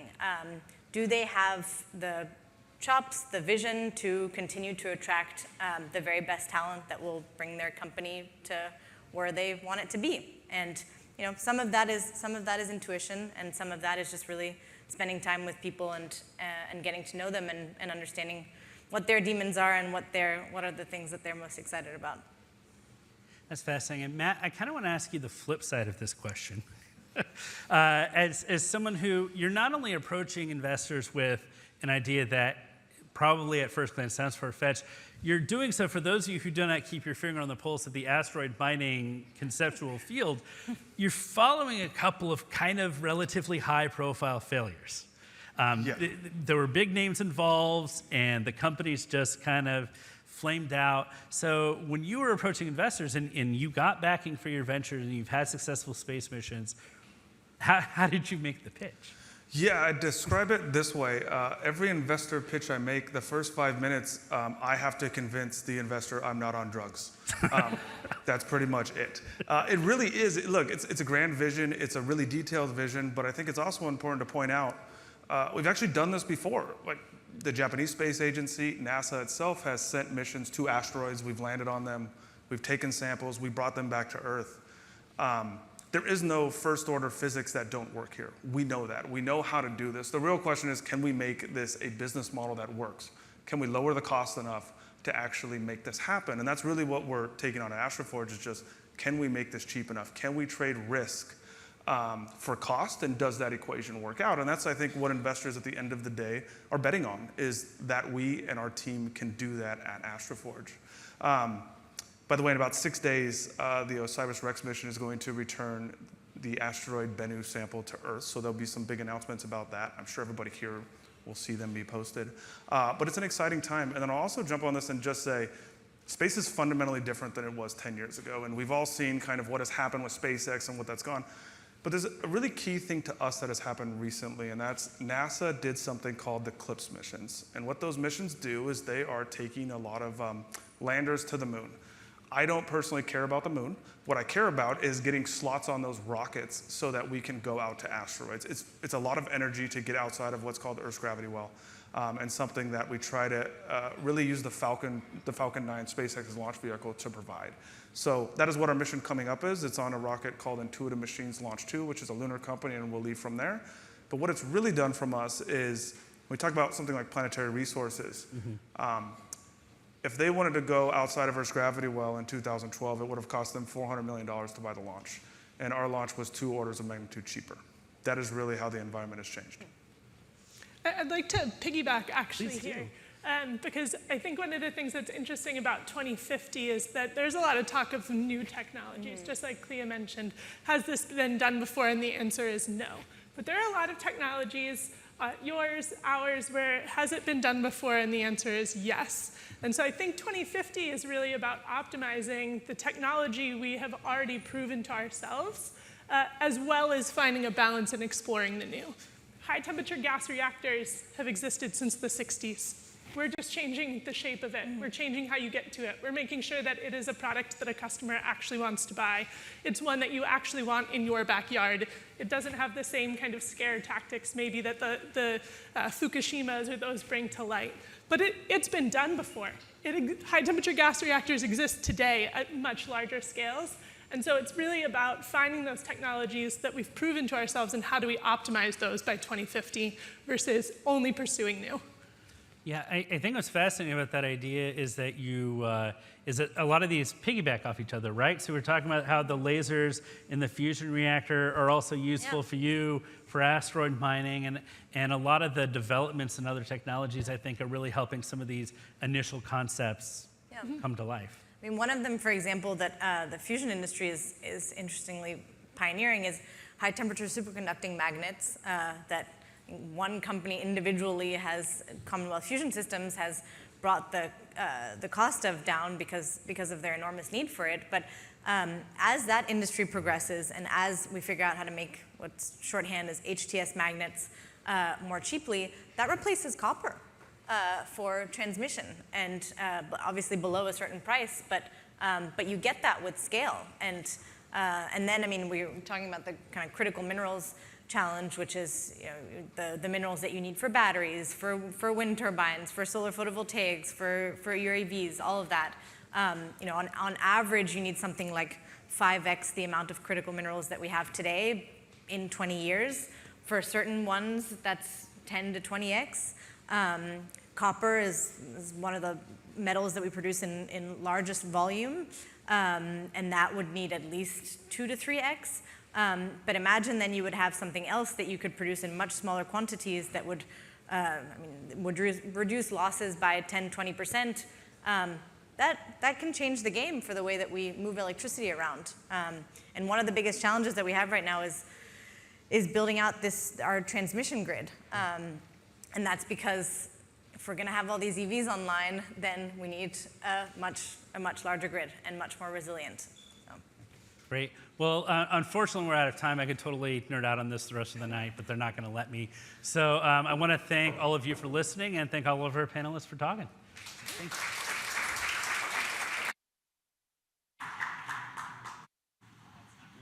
Now for our closing fireside chat, please welcome Kara Hurst, Head of Worldwide Sustainability, Amazon, and interviewer Diane Brady, Assistant Managing Editor, Communities and Leadership, Forbes.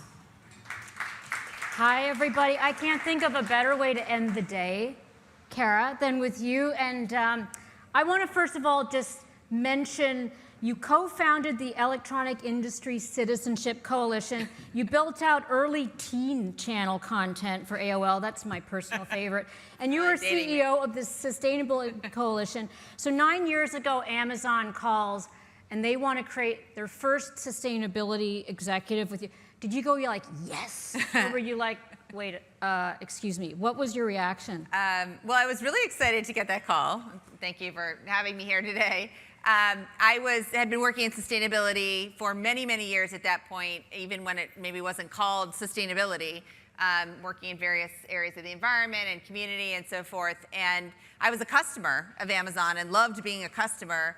And I was excited to see them doing something because, frankly, Amazon was later to sustainability than some other companies. Being a young company, a fast-growing company, there were a lot of questions about what we were going to do. And so getting into the conversation with the folks that called me and with the executive team, I got really excited very quickly about the opportunity to come into a place that I saw huge potential with the customer-facing ability that we have and the customer obsession, the data that was available at Amazon, the technologies, and the different industries that we were in, and the ability to use that scale to transform. So I want to, we talk a lot, there's a lot of people who are in a sustainability function here. When you come in to a place that has never had it, and how do you, what were the skill sets? How did you build your team?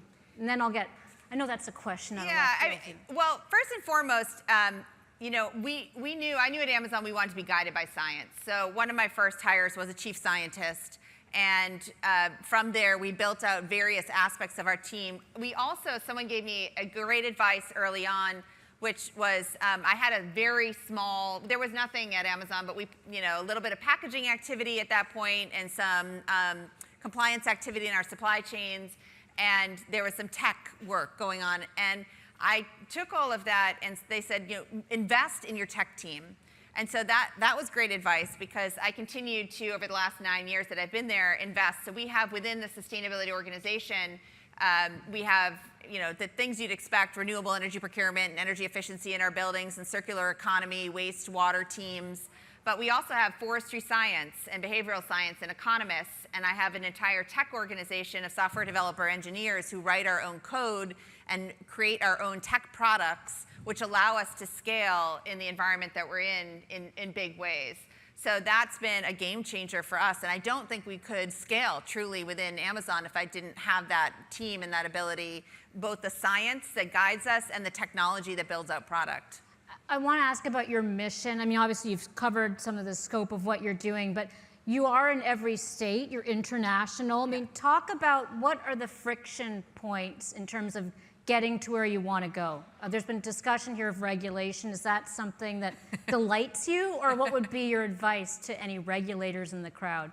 Yeah, I think we're in, obviously, multiple different industries. So we have about 1.5, 1.6 million employees at Amazon, to give you the size and a little bit of our scope. We're in almost every industry, many, many countries around the world. And one of the challenges that we have internally is we've actually set, I saw a lot of talk on the last few panels about 2050. We have set, we thought, it's great, the Paris Agreement on the 2050, but we wanted to really address the climate crisis with urgency. We've committed to net zero carbon by 2040, which on our scale is a massively ambitious commitment. And we did that through the climate pledge that we founded in 2019 with Global Optimism. And we did that in conjunction with Christiana Figueres, who's the architect of the Paris Agreement, because she agreed with the urgency. So that guides us, and that allowed us to kind of think about then how do we operationalize that within our fulfillment logistics, our buildings, our transportation, our devices, our studios business where we create content, our retail business, our Amazon Web Services, and our cloud computing business. So we really have to think about almost every industry, how to operationalize a commitment that is going very fast now over the next 17 years to reach net zero carbon across our global operations. So we have a number of commitments around that. And the challenges are really going quickly to mechanize that commitment, to give each business marching orders, whether it's procurement of renewable energy, or it's changing out building materials, or it's changing out materials in our devices and our private brands, or thinking about, when we create content in a studios business, how do you address the carbon challenges there? But we also focus on social responsibility and human rights and labor in my group and all of that. We take sustainability very holistically. So I have teams working across the full spectrum of those issues. Do you feel the backlash when people talk about it? Is it real or perceived in terms of the ESG backlash? Honestly, we don't. And the reason why is because we're extremely focused and we're science-driven. So the science is clear. IPCC reporting, we all know, I think everyone in this room would agree, we know that there's no debate anymore about climate science, and there's no debate about the direction that we're going. So that's what leads us. And I would say, we've got a long-term vision across most of our businesses at Amazon, both in the strategy of just how we run the business. The customer obsession leads us to really focus on reinvent and invent what customers want. So if you're focused on what your customers want and you're led by science, your head's not on a swivel. So, administrations will come and go, opinions about this work will come and go, but the science remains. And so that's what leads us and directs us. Our leadership believes in this and has believed in it for a long time. So we're not swayed. Let me talk about the consumer, because we talk a lot about the circular economy, that reduced part, and that conscious consumption. I got to tell you, I remember there was, I used to work across the street from a Gap, and there was a woman who would get her Amazon boxes, and you'd see them pile up because it's something so tempting and easy, and that frictionless consumption that I associate with Amazon also sometimes induces us to consume more. So do you think about that as part of your mission? I know the packaging, I've seen it improve. How do you talk to the consumer, since you have such a broad reach, where we're really trying to be, buy what we need, not always what we want? That, to me, is actually the most exciting thing about being at Amazon. So all your colleagues are excited about it too? Absolutely. Get her out. It's one of the things that, we all need products and services, and then there's things we want to buy. But when I think about consumption, transforming consumption, there is no better place to do it than Amazon. And what we've been able to do in terms of reinventing not only packaging materials, but inventing things like our shipped-in product packaging standard, which means, I don't know if any of you in the room have ordered an item from Amazon and gotten it without any packaging at all. So we're increasingly doing that. We've taken out, I think it's 38% of packaging weight since 2015. That's 2 million tons of packaging material, right? We always say in Seattle it's equivalent to 230 Space Needles. I don't know what the Empire State equivalent is here.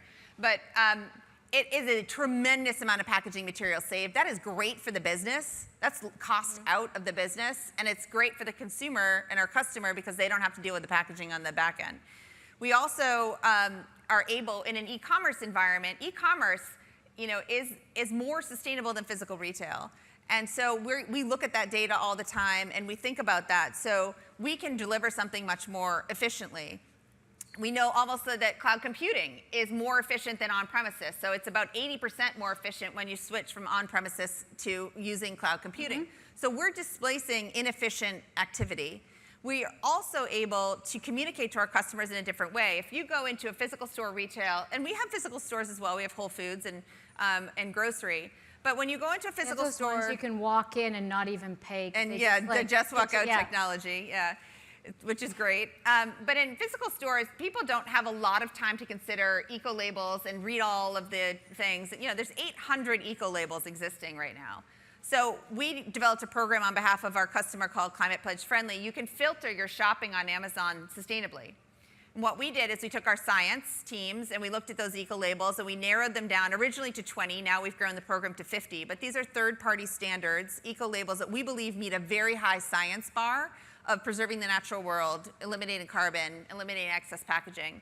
And so whatever your values are, you can shop by that. I saw a product actually back in your green room that one of your sponsors left there, a shampoo bar that's certified Climate Pledge friendly. You can shop for these products. We have over 60 million customer switches already into these products. So we're introducing new products to customers. We're giving them really easy ways. We've already done the work on the science end of it. And the other great thing is for any of the folks that sell on Amazon, whether you're a small seller and 50% of what's sold on our site is small, mom and pop shop sellers, or you're a big company like a L'Oreal or a P&G or Kimberly-Clark or Unilever, when you convert your product, we've seen in the data a 10% increase in glance views. So you are getting, that is excellent for a company to get that lift in a product view. So these things are win-win-wins all around. When you think about making it easy for the customer and making it, driving the business case for the business to create a more sustainable product, that's how we're going to change what's happening with our customer and sustainable consumption. I was looking at so I was going to ask the most fun, least fun. I can see the passion that you have. Give me some sense of, maybe it's advice for the audience. When you look out to the next 9 years, who knows? I'm looking at this is about you and your career. What is it that you want to achieve that you haven't achieved yet in terms of that next holy grail moment for you? There's so many things that we're excited about. We really remain hugely optimistic. We're electrifying our fleet.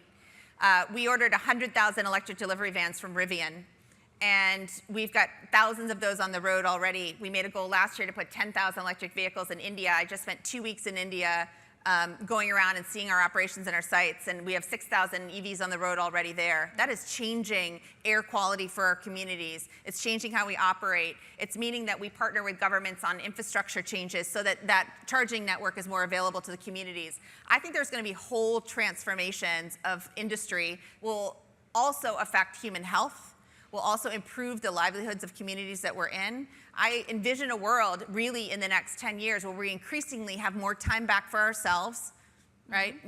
We can take care of the tasks and the chores that we need online, and then that can be delivered. We look at it from a whole life cycle point of view. So I want a fully, I want to take an Alexa device that we make, an Echo.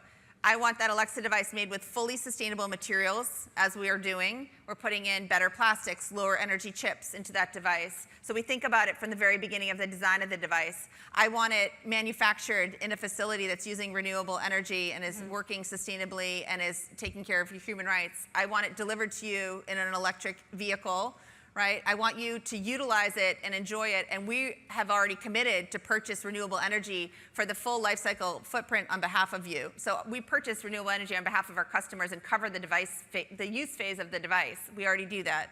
We're 90% running on renewable energy on our global operations right now. We've committed to 100% by 2025. We have a 20 gigawatt portfolio of renewable energy projects, 400 around the world. We're the largest corporate purchaser of renewable energy. This is all happening. Yeah. And then I want you to be able to either recycle, reuse, or dispose of that device in a responsible way, and buy, whatever you need at the time you want to. We want that device to last and be durable and we don't have rapid obsolescence in our devices. And I want all of that to happen for you for every product you consume. Excellent. We have somebody on our team named Alexis. And every time I say Alexis on a Zoom call, Alexa, and I suggested she change her name. She's yet to do it. But thank you very much, Kara. And I also want to thank all of you. This is our final conversation, but I also, it's been a terrific day. I think it's been full of incredible insights. I want to give people a chance to network, but I first want to call up our climate guru, Alex Knapp, to give some final thoughts, because many of the people who are here today are here because of Alex, and together with Alan does our newsletter. So thank you very much. Event. I guess Thanks we should let's exit the stage so thank you. We can get Alex back up. Nerd out.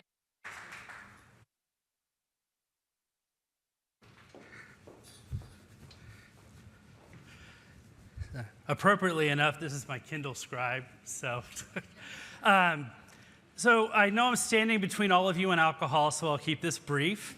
I hope that what you've been able to get out of today is that even though there are a lot of challenges on the horizon, and we don't have to mince words, it's a challenging time. We're coming out of the hottest summer on record, 3 months in a row, 3 record-breaking hot months. We're facing water crises. They're halting development in the city of Phoenix because they don't have enough water. The Salt Lake is drying up. There's a lot of bad stuff going on. But one of the things that we saw here today is, and I can tell you, as someone with, AD&D and likes to chronically multitask, nothing is as focusing as a deadline. And under the face of these threats, we've seen a lot of innovative solutions to the problems that we've seen today, from asteroid mining to tractor robots to hydrogen-powered trucks, and the whole gamut of positive solutions and positive changes that are being implemented today that will continue to be implemented tomorrow, I think really shows and holds the promise for a more sustainable future, because our minds are at work. And we're seeing a lot of brilliant people here today doing the work, changing the world, making our environments healthier, making our businesses greener, and, well, this is Forbes, also more profitable. And really, in the end, that's what we're looking for. So thank you, all of you, and I'll let you go and enjoy the beverages now. This concludes our day programming. Thank you to our phenomenal speakers and attendees for making this an amazing day. We would like to once again thank our sponsors for their help in making this event possible. Thank you to our presenting sponsors, Cargill, Crow, L'Oreal Group, Next Era Energy Resources, and PwC. Our partner sponsor, AstraZeneca, and our supporting sponsors, Toyota and Schneider Electric. We hope you enjoy the rest of your evening.